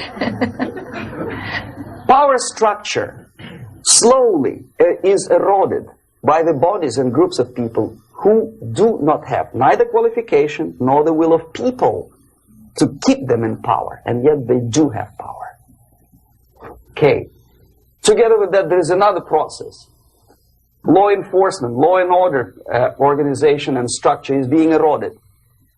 For the last 20, 25 years, if you see old movies and new movies, you can see that in new movies, a policeman, an officer of the United States Army looks dumb, angry, psychotic, paranoid. A criminal looks nice, kind of, well, he smokes hash and shoots the whatever drug. But basically, he's a nice human being. He's creative. And he's unproductive only because society oppresses him. Whereby a general of Pentagon is always, by definition, a war maniac. A policeman is a pig, rude policeman. He abuses his power. No? A generalization like that. The hatred, the mistrust to the people who are supposed to protect you and enforce law and order. Moral relativity. The Angelo Buono process lasted 2 years in Los Angeles. And yet there are still some lawyers who say, look, he's a nice character, as a matter of fact. There was some witness who said, also a criminal, who said, well, he's a nice guy. I asked him one day to burn a house of my enemy, and he wouldn't do it. He's a nice fella. Erosion. A slow substitution of basic moral principles, whereby a criminal is not a criminal, actually. He's a defendant. Even if his guilt is proven, there is still a doubt to kill or not to kill, to be or not to be. Thou shalt not kill, yes. But this line may not necessarily be applicable to a murderer. Thou shalt not murder. That should be the presumption, not that thou shalt not kill. Okay, labor relations. At this stage, within 15 to 20 years, we destroy the traditionally established links of bargaining between employer and employee. The classical Marxist-Leninist theory of natural exchange of goods. A person A has 5 sacks of grain and person B has 5 pairs of shoes. And the natural exchange without money is when they bargain between each other. And only with the introduction of the third force, C, an entirely third foreign stranger who says, no, don't give him 5 sacks of grain, give it to me. And you give me your 5 pairs of shoes, and I will distribute it accordingly. So that the economy will go. This is the death of natural exchange, death of natural bargaining. Well, trade unions were established 100 years ago. The objective was to improve working conditions and to protect the rights of workers from those employers who were abusing their right because they had more money. Objectively, at that time, initially, the trade union movement did work. What we see now is that the bargaining process is no longer resulting in the compromise, which is leading objectively to betterment of working conditions and increase of salary. What we see is that after each prolonged strike, the workers lose.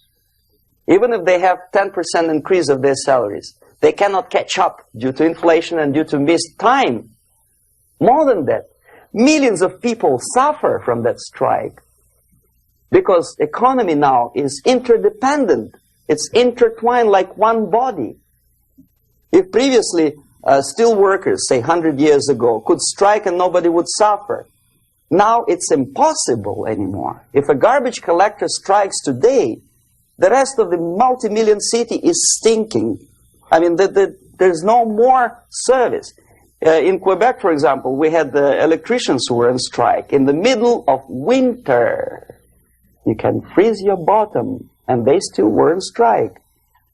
Did they catch up with the salary? No, they lost. Who benefited? The leaders of trade unions. What is the motivation for strike?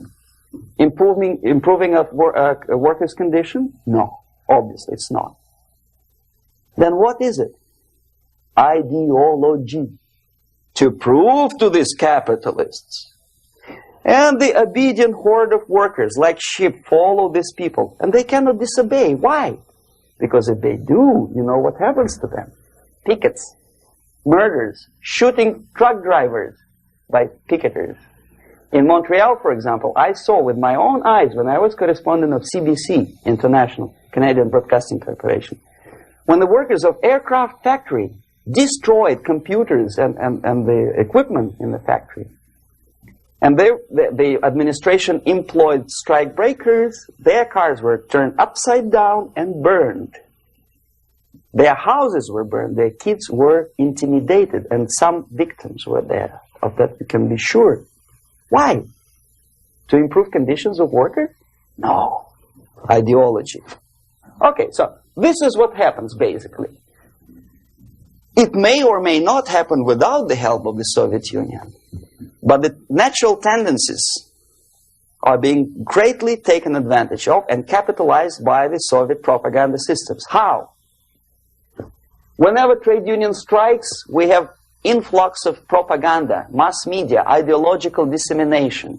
The workers' right. And we repeat it like parrots. Yes, workers' right. Whose rights? Workers? No. The only freedom of worker to sell his labor according to his own desire and will is taken away from him. By whom? By trade union boss. Unlimited power is given. Responsibility. I want to sell my labor not for $2.50 an hour, but for $2. I don't have right. My freedom is denied to me. I know that if I sell my work for $2 an hour, not for $3 an hour, I will compete better with the other guy who is lazy and more greedy. I don't need $3. I need only $2. No, I was made to believe by media, by business, by advertising agencies that I need more and more and more. Have you ever heard any advertising on TV to consume less? No. No way. Whether you need a six-cylinder car or not, you have to buy it. And hurry up. When I was driving here, on the local radio station, an excited announcer said, "You hurry up, rush and save, save, save. There is a pantyhose sale." Save by buying more. See? Of course. It would be too naive to expect that KGB makes that advertising agency to do such a crazy commercial. No, of course not. But what we did when I was working for Novosti Press, we would snow plow editorial offices, student organizations, religious groups with literature of class struggle. If not directly Marxism-Leninism propaganda, then a propaganda of the legitimate aspirations of working class, betterment of life, equality. Equality, mind you. President Kennedy once said, we will make America to believe that people are born equal. Are people born equal? Is there any mentioning in the Bible or any other holy scripture in any religion, if you don't believe me, go to the library and check it. There is not a single word about equality. Just the opposite. By your deeds, God will judge you. What you do is important. The merit of your personality. You cannot legislate equality. If you want to be equal, you have to be equal. You have to deserve it. And yet we build our society on the principle of equality. We say people are equal. We know it is false. It's a lie. Some people are tall and stupid. Others are short, bold, and clever.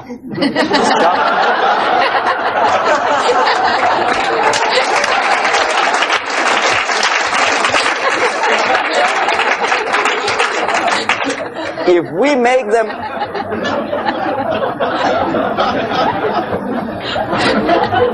make them equal by force, if we put the principle of equality in the basis of our socio-political structure, it's the same thing as building a house on sand. Sooner or later it will collapse, and that's exactly what happens. And we, as Soviet propaganda makers, are trying to push you in the direction which you go yourself. Equality, yes, equality. People are equal. Land of equal opportunities. Is it true or not? Think about it. Equal opportunities. Should there be equal opportunities?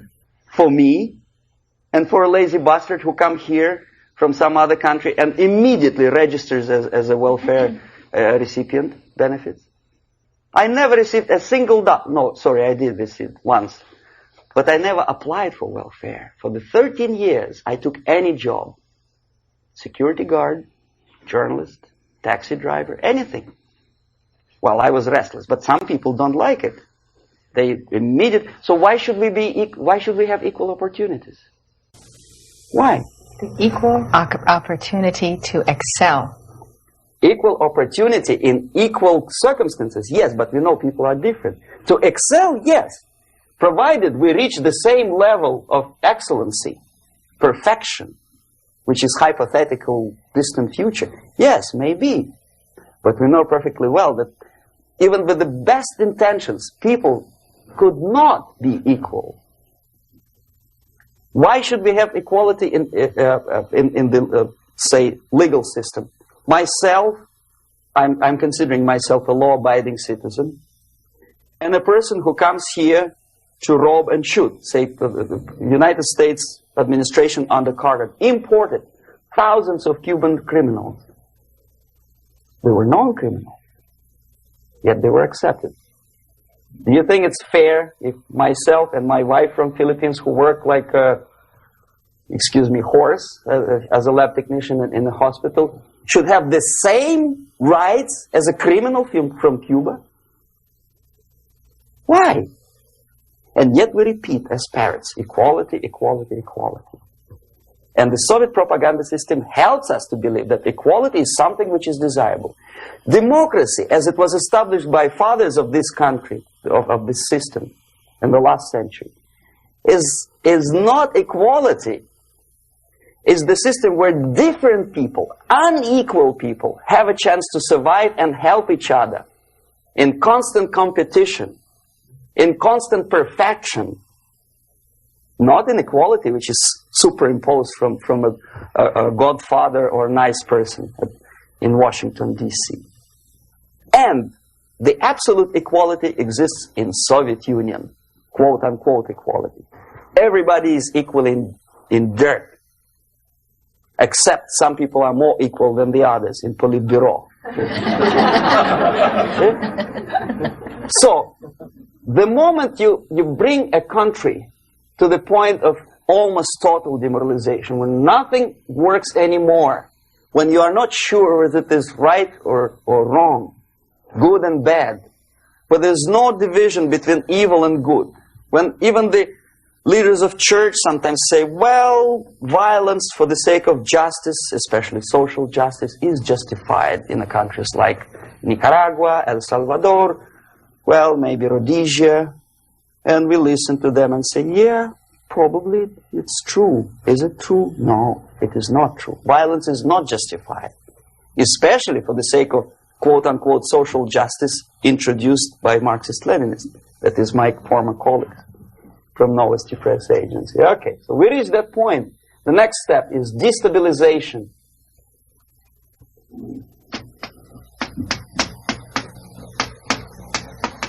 Again, this word says for itself what it is. To destabilize all the relations, all the accepted institutions and organizations in a country of your enemy.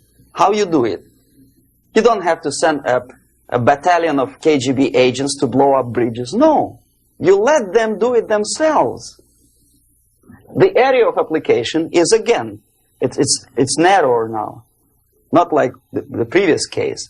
The overt legitimate actions of the KGB in this case would be hardly noticeable. There is no crime if a professor who recently went to USSR introduces a course of Marxism-Leninism in a Californian college, for example. Nobody is going to come to his doorstep and say, okay, mister, come, you are under arrest. No, it's not a crime. It's not even considered a moral crime against your country. So the area of application here is narrowing down to economy, again, labor relations, right? To law and order, plus military. And economy, law and order. Yes, and again, the media, but wider scope, little bit different. I'll explain you later. Okay, basically 3 areas. Economy. The radicalization of bargaining process. If on that stage we still could achieve, theoretically, some positive compromise between the negotiating sides with say, arbitrary introduction of arbitrary judges, a third side, objectively judging the demands of both sides. Here, it's radicalization.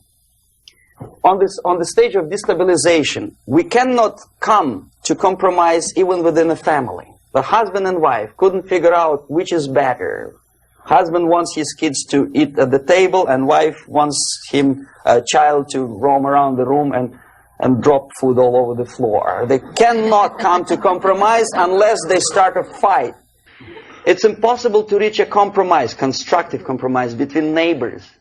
Some people say, I don't like you to watering your lawn at that time because exactly at that time I'm walking my dog and he's getting nervous. He cannot pass his bowels, you know. So they cannot compromise. They go to a civil court or something like that. Radicalization of human relations. No more compromise. Fight, fight, fight. The normal, traditionally accepted relations are destabilized.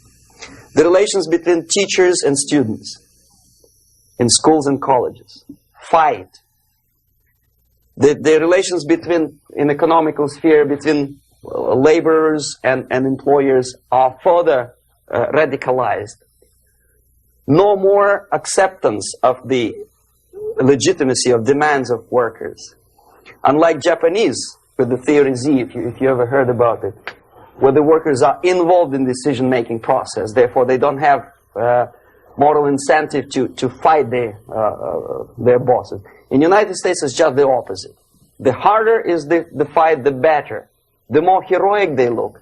When the Greyhound network was on strike recently, the correspondents of local TV networks all over the United States were approaching the strikers, and they say, oh yes, we are doing something nice. They look like heroes and they were proud. There was some family, the husband was bus driver. Now they decided in a protest against the bosses to camp somewhere in the forest. And they were presented to the audience as a heroic, nice people. You see? The violent clashes between passengers, picketers, and the strikers are presented as something normal. 10, 15, 20 years ago, we would be angry. Say, why so much hatred? Today we are not. We say, well, commonplace. Radicalization, militarization sometimes. As I explained on that stage, I took a step a little bit further. Shooting people. Okay, law and order now also is pushed into the area where previously people settled their differences peacefully and legitimately.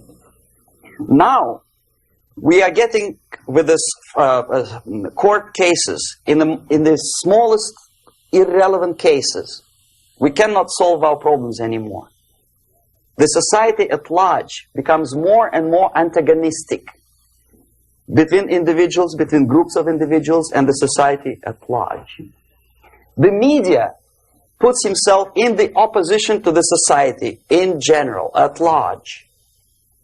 Separate, alienated. Okay? On that stage, you remember I was talking a couple of hours ago about the sleepers. That's when the students from, say, United States, if they are trained in Lumumba University, or developing nations, that's the students I was dealing with, are being sent back from the Soviet Union here. Or if they were already in the United States, in the country, which is the object of subversion, they spring to action. The sleepers go up. They slept for 15 to 20 years. Now they become leaders of groups, preachers, I don't know, public figures. Prominently they actively include themselves in a political process. All of a sudden we see a homosexual.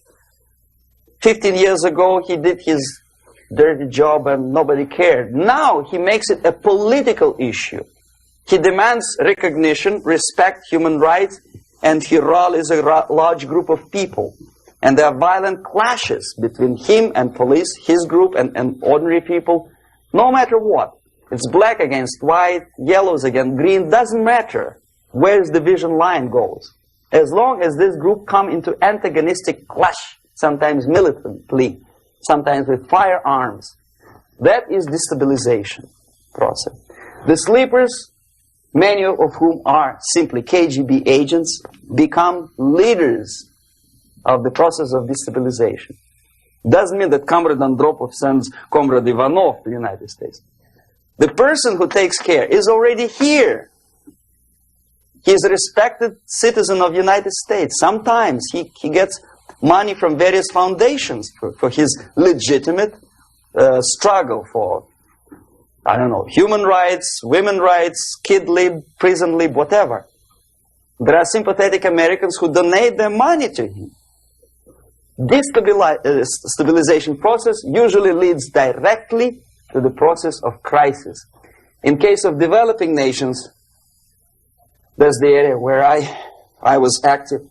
The process starts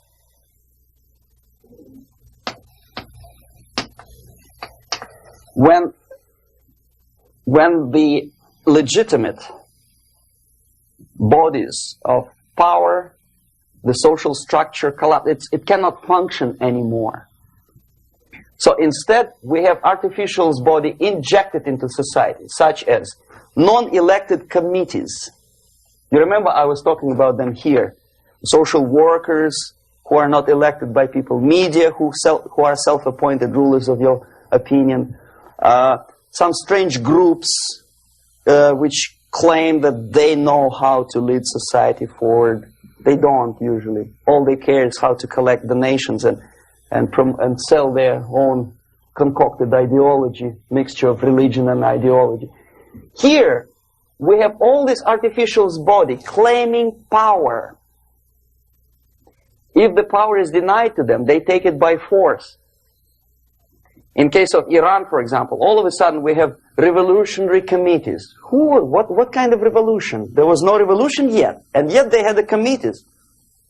They were taking power of judgment. They had the power of execution, they had the power of legislation, and that they had the power of judicial. All of them combined in one person, who is half-baked intellectual, sometimes graduated from Harvard University or Berkeley. He comes back to his country and he thinks that he knows the answer to all the social, economical problems. Okay? Crisis is when society cannot function any more productively. It collapses, obviously. That's the word for crisis. So therefore, the population at large is looking for a savior. The religious groups are expecting a Messiah to come. The workers say, we have family to feed. Let's have a strong government, maybe socialist government, centralized. When somebody put the employers on their place and let us work. We are sick and tired of going to strike and missing overtime and all that stuff. We need some strong man, strong government, a leader, a savior is needed. Population is sick and tired already. And here we are. We have a savior. Either a foreign nation comes in, or the local group of leftists, Marxists, no matter what they call themselves, Sandinista, a reverend or some sort, Bishop Muzureva, like in Zimbabwe, doesn't matter. A savior comes and says, I will lead you. So we have two alternatives here. Civil war and invasion. Okay? See how it goes? Civil war, we know what it is. Lebanon is the best example. The civil war, which was artificially implanted in Lebanon by injection of force of PLO, Palestinian Liberation Organization. Invasion we had in many other countries like Afghanistan, name any East European country, it was invaded by the Soviet army. But the result is the same. The next stage is normalization. Normalization is a very ironic word, of course. It is borrowed from 1968 situation in Czechoslovakia, when the Soviet propaganda and after them New York Times declared the country is normalized. The tanks moved into Prague, so there is no more Prague Spring, there is no more violence. Normalization. At that stage, the self-appointed rulers of the society don't need any revolution anymore. They don't need any radicalism anymore. So this is the reverse from destabilization. Basically, it is stabilizing the country by force. So all the sleepers and activists and social workers and liberals and homosexuals and professors and Marxists and Leninists are being eliminated physically sometimes. They've done their job already. Okay? They are not needed anymore. The new rulers need stability to exploit the nation, to exploit the country, to take advantages of the victory. Okay? So no more revolutionaries, please. And that's exactly what happens in a number of countries. You remember Bangladesh? This is the crisis in which I was instrumental. First they had Mujibur Rahman. In 1971, he was the leader of People's Party, Awami League, with mustache like Stalin. He was in Russia many times. In 5 years, he was shot by his former colleagues, Marxists. He fulfilled his function. In Afghanistan, it happened 3 times. First there was Taraki, then there was Amin, now there's Babrak Karmal. They killed each other successively, one after another. The moment he fulfills his duty, the first one demoralized country, the second destabilized, the third one brought it to crisis. Goodbye, comrades. Babrak Karmal comes from Moscow and put into the seat of power. Same thing happened in Grenada recently. Maurice Bishop, Marxist, was killed by Austin, what's his name, General something, who was also a Marxist. Right? So no more revolutions, please. Normalization now.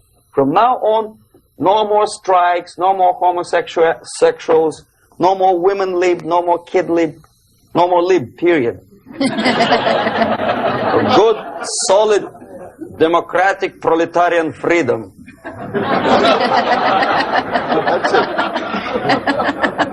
Now, to reverse this process takes enormous effort.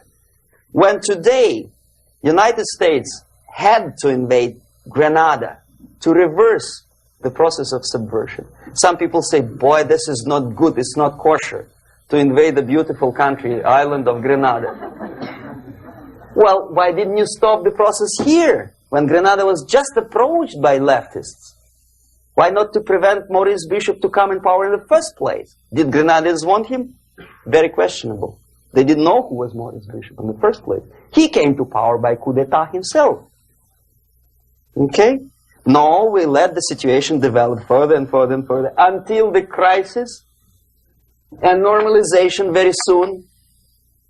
And then the United States decided to invade country, discovering that the country was absolutely a military base for the Soviet Union. Of course it's a drastic measure. Of course it's a pity that Marine Corps had to lose, what, 17 lives. Very bad. Why not to stop the process before it comes to crisis? Oh no, intellectuals will not let you. It's interference into domestic affairs. They are very careful not to let American administration to interfere in domestic affairs of Latin American countries. They don't mind Soviet Union interfere in these affairs. Okay. So to reverse this process from here, it takes only and always military force. No other force on earth can reverse this process at this point. At this point, it does not take military invasion of the United States Army. It takes strong action, like in Chile. A CIA covert involvement to prevent the savior from outside to come into power and to stabilize country before it erupts into civil war. Okay? Support the right-wing conservative forces. By money, by crooks or love, doesn't matter. Stabilize the country. Don't let the crisis develop into civil war or invasion. Oh no, your liberals will say it's against the law. The Congress will not appropriate money for covert actions of CIA. Why not? Should we wait till the normalization come and Soviet tanks land in Los Angeles airport? Now, at that point, at the point of destabilization, also the process could be reversed. Again, easily than this. No CIA involvement at this point. You know what it takes here? Restriction of some liberties for small groups which are self-declared enemies of the society. As simple as that. Oh no, the media and liberals will tell you this is against the American Constitution. How can we, by force, deny the civil rights to criminals, for example? It's not good. Okay? So we allow them to. Okay, if you allow the criminals to have civil rights, go on and bring the country to the crisis. This is a bloodless way to do. Curb the rights. I mean, not to put them in prison. No, I'm not talking about putting all the gays from San Francisco in the concentration camp. Do not allow them to take political force. Do not elect them to the seats of power, whether it is municipality level, state level, or federal level. It has to be beaten in the heads of American voters that a person like that in the seats of power is an enemy. Do not be afraid of this word. It is an enemy. If he is not an enemy here, he will be here. Later on, he will be shot, of course. But at this point, he is an enemy. Okay? You are doing great service by denying him a right to capitalize on his own crazy ideas and become a powerful man, a man who uses the seat of power. Restriction of certain freedoms and permissiveness at that point would prevent sliding into crisis and probably will return the process of destabilization. To curb unlimited power, monopolistic power of trade unions, here, at that point, would save economy from collapsing. To introduce a law to stop private companies of raping public opinion's mind in the direction of consumerism. No company must have a right to force you into buying more unless you want it. There must be a law You want to advertise your car? Okay. But not a single mentioning of buying it now and saving money. It must be against the law to force people to consume more. Self-restraint. Previously, before this process started, the self-restraint was a business of church, religion. Because our preachers, the fathers of church, would tell us, material values are good, but it's not the prime function of human being. Because you have to live with something. Obviously, the design for our life is not to consume more deodorants. There must be something greater. If such a complicated instrument as human body was created, obviously there must be some higher purpose for that. And it's very easy to avoid destabilization by denying the greedy companies one little freedom, one little liberty, forcing you into turning yourself into processors of unwanted products and goods. They turn you into machines, like the worm who there's inlet and outlet. So, and how long an average appliance lasts these days? Less than a year. Why? Where's workmanship?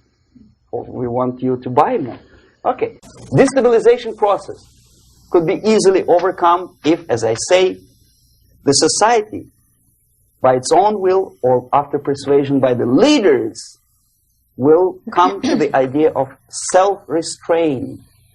It's so hard, we want to consume more, but you have to. Unless you will come to this stage, when, as we say in Russia, if Sahara Desert ever becomes a communist state, there will be shortage of sand. So you have to curb your... You have to curb your expectations at this point before it's too late. But no, we don't want to do it. Demoralization process. Again, it's the easiest thing to reverse. First of all, by restricting import of propaganda. The easiest thing to do. Unlimited, unrestrained import of Soviet literature, Soviet journalists. Giving Soviet propaganda and ideological agitators equal time on American TV network. It has to be stopped. And it's easy. They won't be offended, mind you. As a matter of fact, they will respect America more. But when my former colleague Vladimir Posner appears on Nightline and Ted Koppel asks him, well, Vladimir, what do you think about this and that? What can he think? He is an instrument of propaganda. He thinks what Comrade Andropov tells him to think. He's just a nice, articulate mouthpiece of the Soviet subversion system. And Ted Koppel makes you believe that my friend Vladimir Posner thinks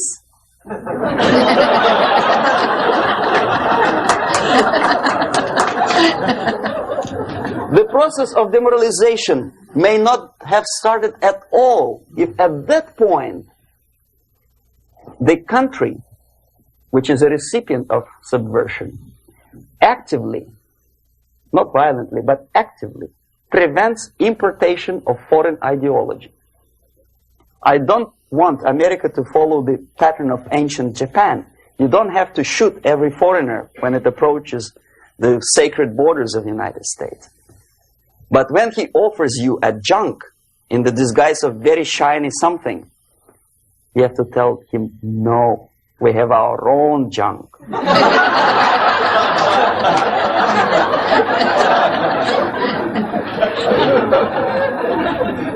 If at that point the society is strong, brave, and conscientious enough to stop importation of ideas which are foreign,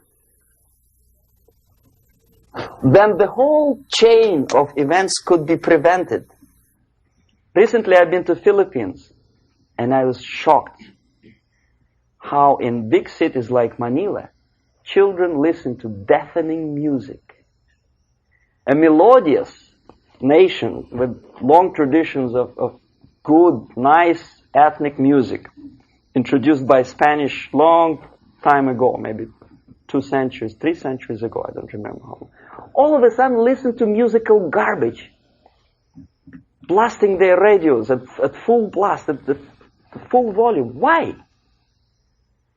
In India, I spent many years watching the reactions of Indians walking out of movie theaters after seeing Hollywood production. They couldn't figure out why Americans are so wasteful. They smash their cars, their shiny cars every 5 minutes.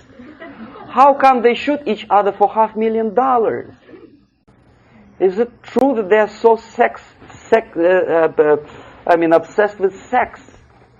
Can you imagine showing a movie where each 5 minutes there's a copulation on the screen to a country like India with long tradition of respect to these private matters, or to Pakistan? And United States expect these people to respect you? No way. Oh yes, they will see the movie, they'll pay 5 rupees to see that garbage, but they walk out and will tell their kids, don't respect Americans, don't be like Americans. See? So, the process of demoralization could be stopped right here, both as an expert and as an import. And that takes one step, one very important thing to do. You don't have to expel all the KGB agents from Washington, D.C. The most difficult and at the same time the simplest answer to the subversion is to start it here and even before,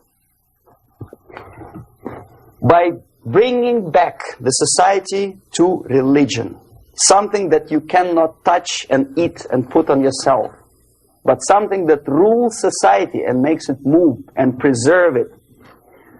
A Soviet scientist, Shafarevich, who has nothing to do with religion, he is a computer scientist, did a very intensive research on the history of socialist countries.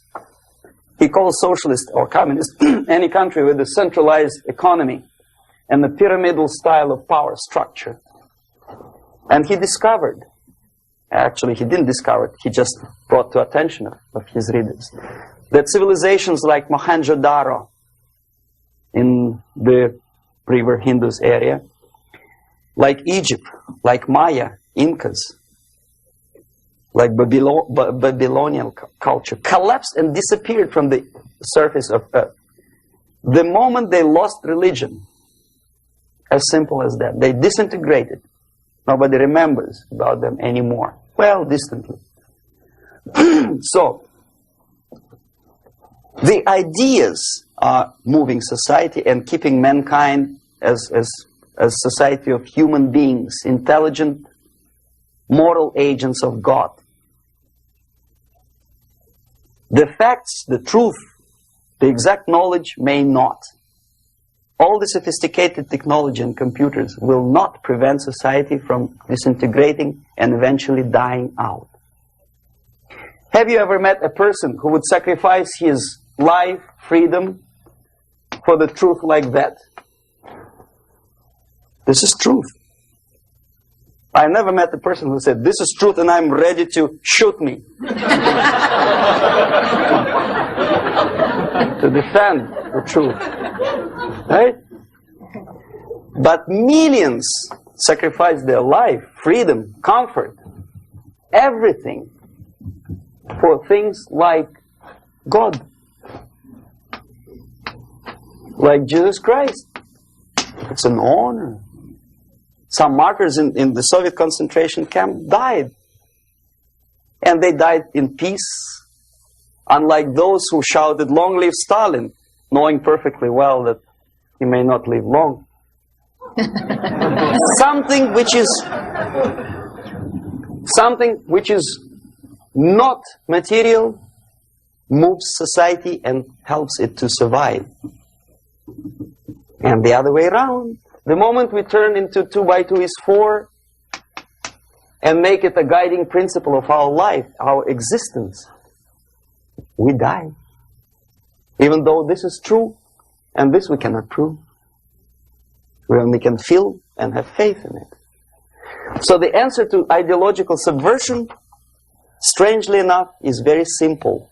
You don't have to shoot people. You don't have to aim missiles and Pershings and cruise missiles at Andropov's headquarters. You simply have to have faith and prevent subversion. In other words, not to be a victim of subversion. Don't try to be a person who in judo is trying to smash your enemy and being caught by your hand. Don't strike like that. Strike with the power of spirit and moral superiority. If you don't have that power, it's high time to develop it.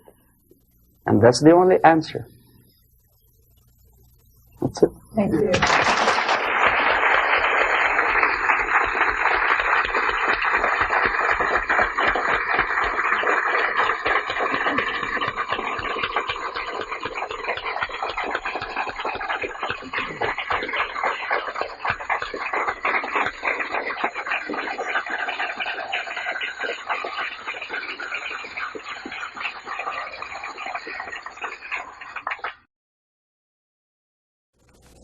Can you describe how a concept is formulated, turned into propaganda, and then ends up on someone's bumper sticker or in a newspaper? What's the step-by-step process?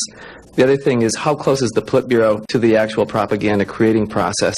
Mm-hmm. And finally, the 007 incident was notable in the fact that it took a long time before the Soviets responded to it, and then the military took the lead in terms of explaining what had happened rather than the political organs. And I wanted to know why that actually happened. Mm-hmm. Okay. Now, the propaganda concepts are not being developed. They had been developed long time ago. There's nothing basically new in the concept of overall propaganda methods and goals. The ultimate goal, however ridiculous it may sound, or primitive or simplistic, is the world domination. Many experts in foreign policy would ridicule my opinion, but this is what it is. I saw it with my own eyes. I was a part of that.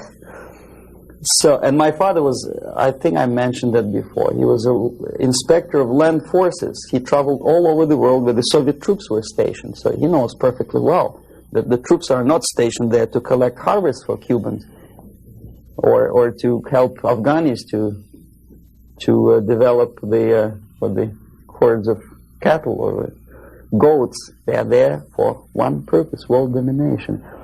The concepts, the immediate issues or problems are created, of course, for propaganda purposes, and they end up as a bumper stickers, probably not long.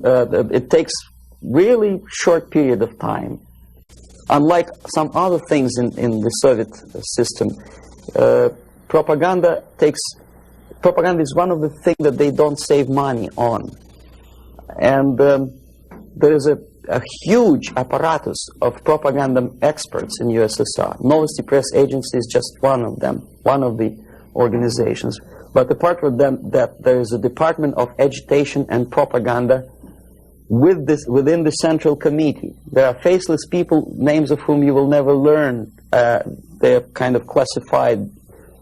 I didn't explain you the methods today because it will take us another day. The methods include such thing as semantic manipulation. The words and expressions are being coined at the rate of 5 expressions a minute by extremely clever, educated experts.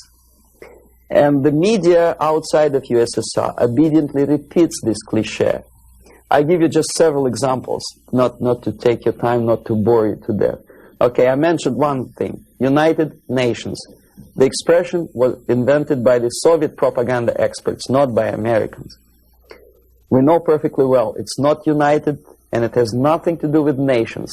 More than half of the delegations in UN do not represent any nation at all.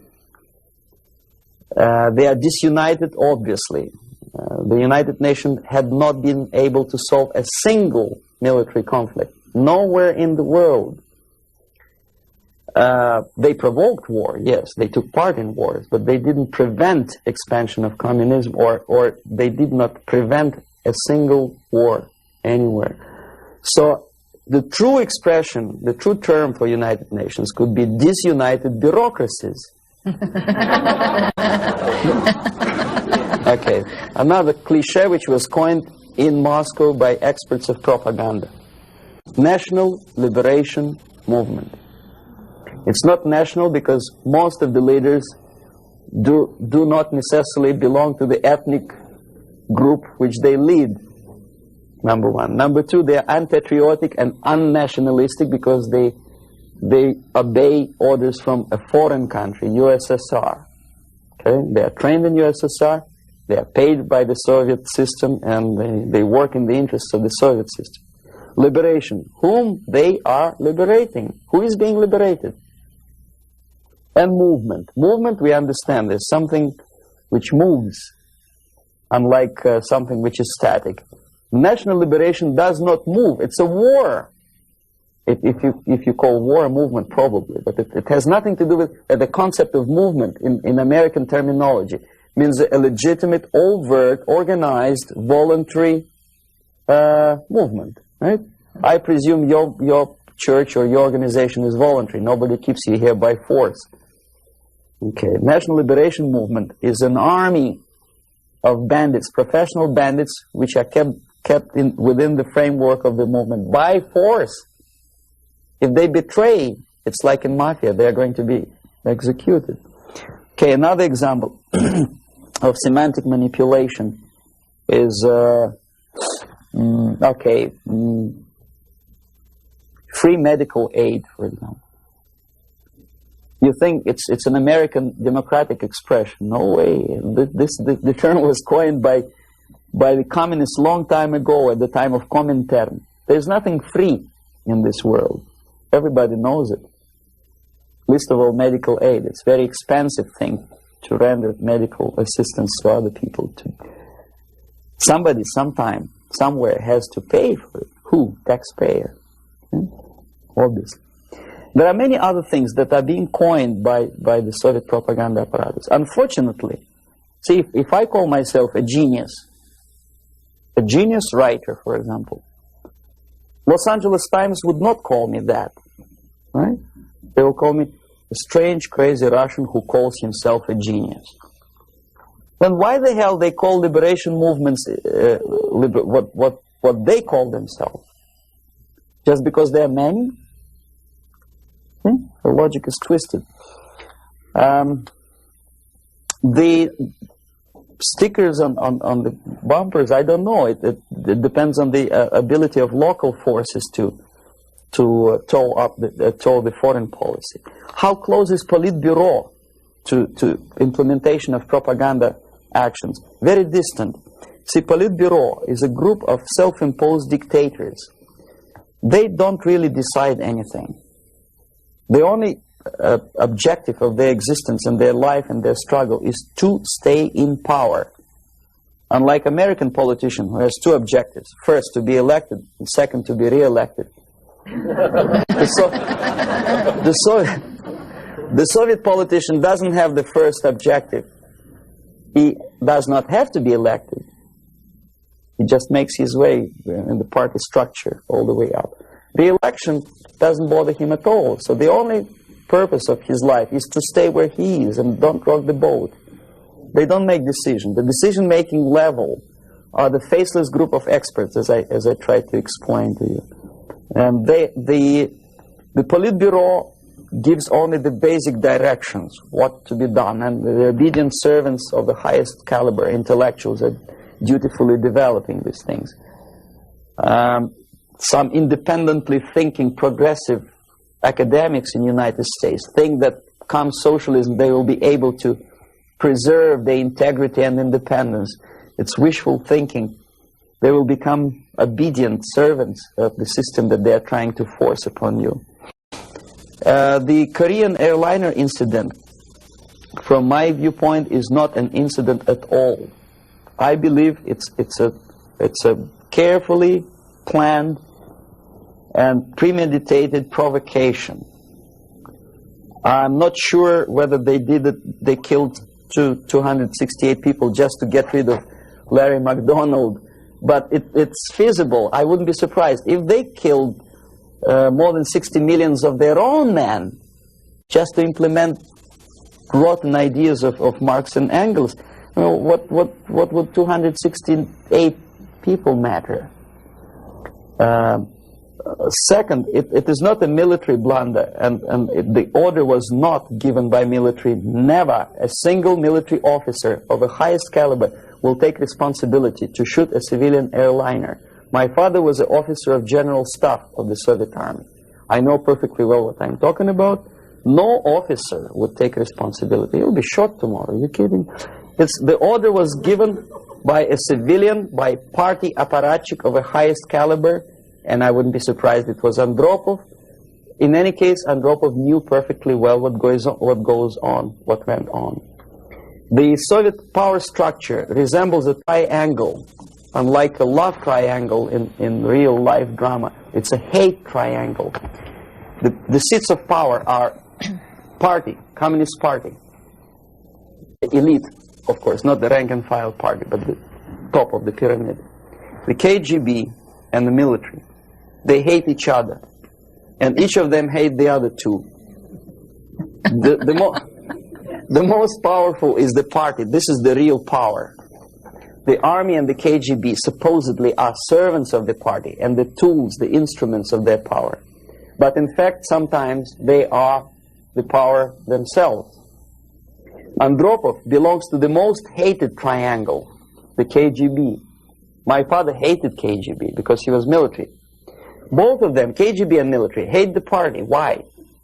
Because unlike in the United States, the party is the most adventuristic people.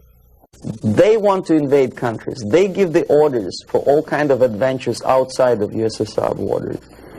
They know perfectly well that comes war, they will go to bunkers and eat caviar and enjoy life, whereby military will burn in flames of nuclear war.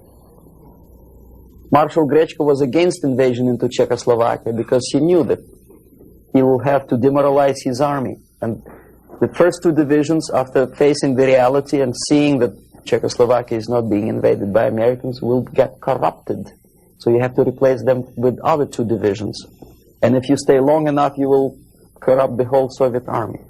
He said, no, don't invade Czechoslovakia. But Comrade Brezhnev said, who the hell they are? They think they deserve more sausages and butter. So show them tanks. So he did, he obeyed. The KGB and the army sometimes are in cahoots against the party. The recent rumor that Andropov was shot by son of Brezhnev is an indication that the other two corners of the power structure were really sick and tired of the Andropov's KGB purges. You know, there were purges. Many people lost their jobs, and some were arrested, and some committed suicide in the span of some 10 months since Andropov was sentenced to power. So that gives you an idea of the Korean airliner incident is premeditated provocation to create an international tension, because the only power on earth which is interested in provoking conflicts and preserving tension is the Soviet junta.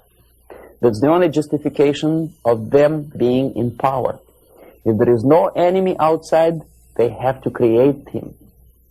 If there is no war, they have to provoke it, to scare the hell out of taxpayers inside, and to keep themselves in power. There are so many theories. One of them is expressed by, I wouldn't say a friend of mine, but I know him. There's another defector, Nikolai Khokhlov, who defected long time before I even joined KGB. He was also a KGB in Western Europe. Now he teaches psychology in one of California universities. He thinks that the Soviet Union developed an ESP, would you believe it, system of influencing the perception and minds of people.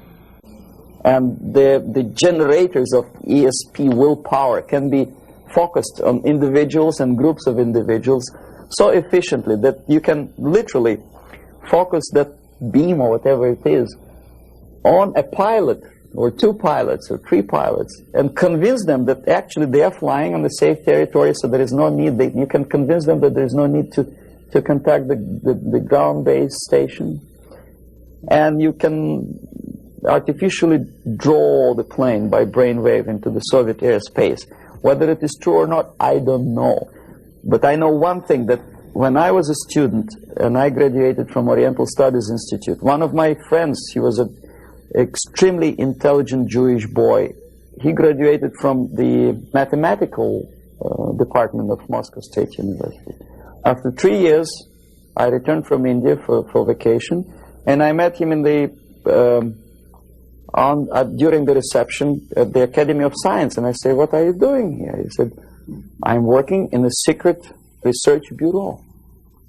You know, the secret, which means basically defense industry, they don't have addresses, they have post box numbers. And I say, is it that much secret that you cannot tell me what you research? He said, "You wouldn't believe me, brain waves." And I never saw him again. ESP, which officially in the Soviet media is described as a pseudoscience and decadent capitalist gimmick to sidetrack the minds of proletariat from the real issues of class struggle. But obviously KGB takes seriously that pseudoscience.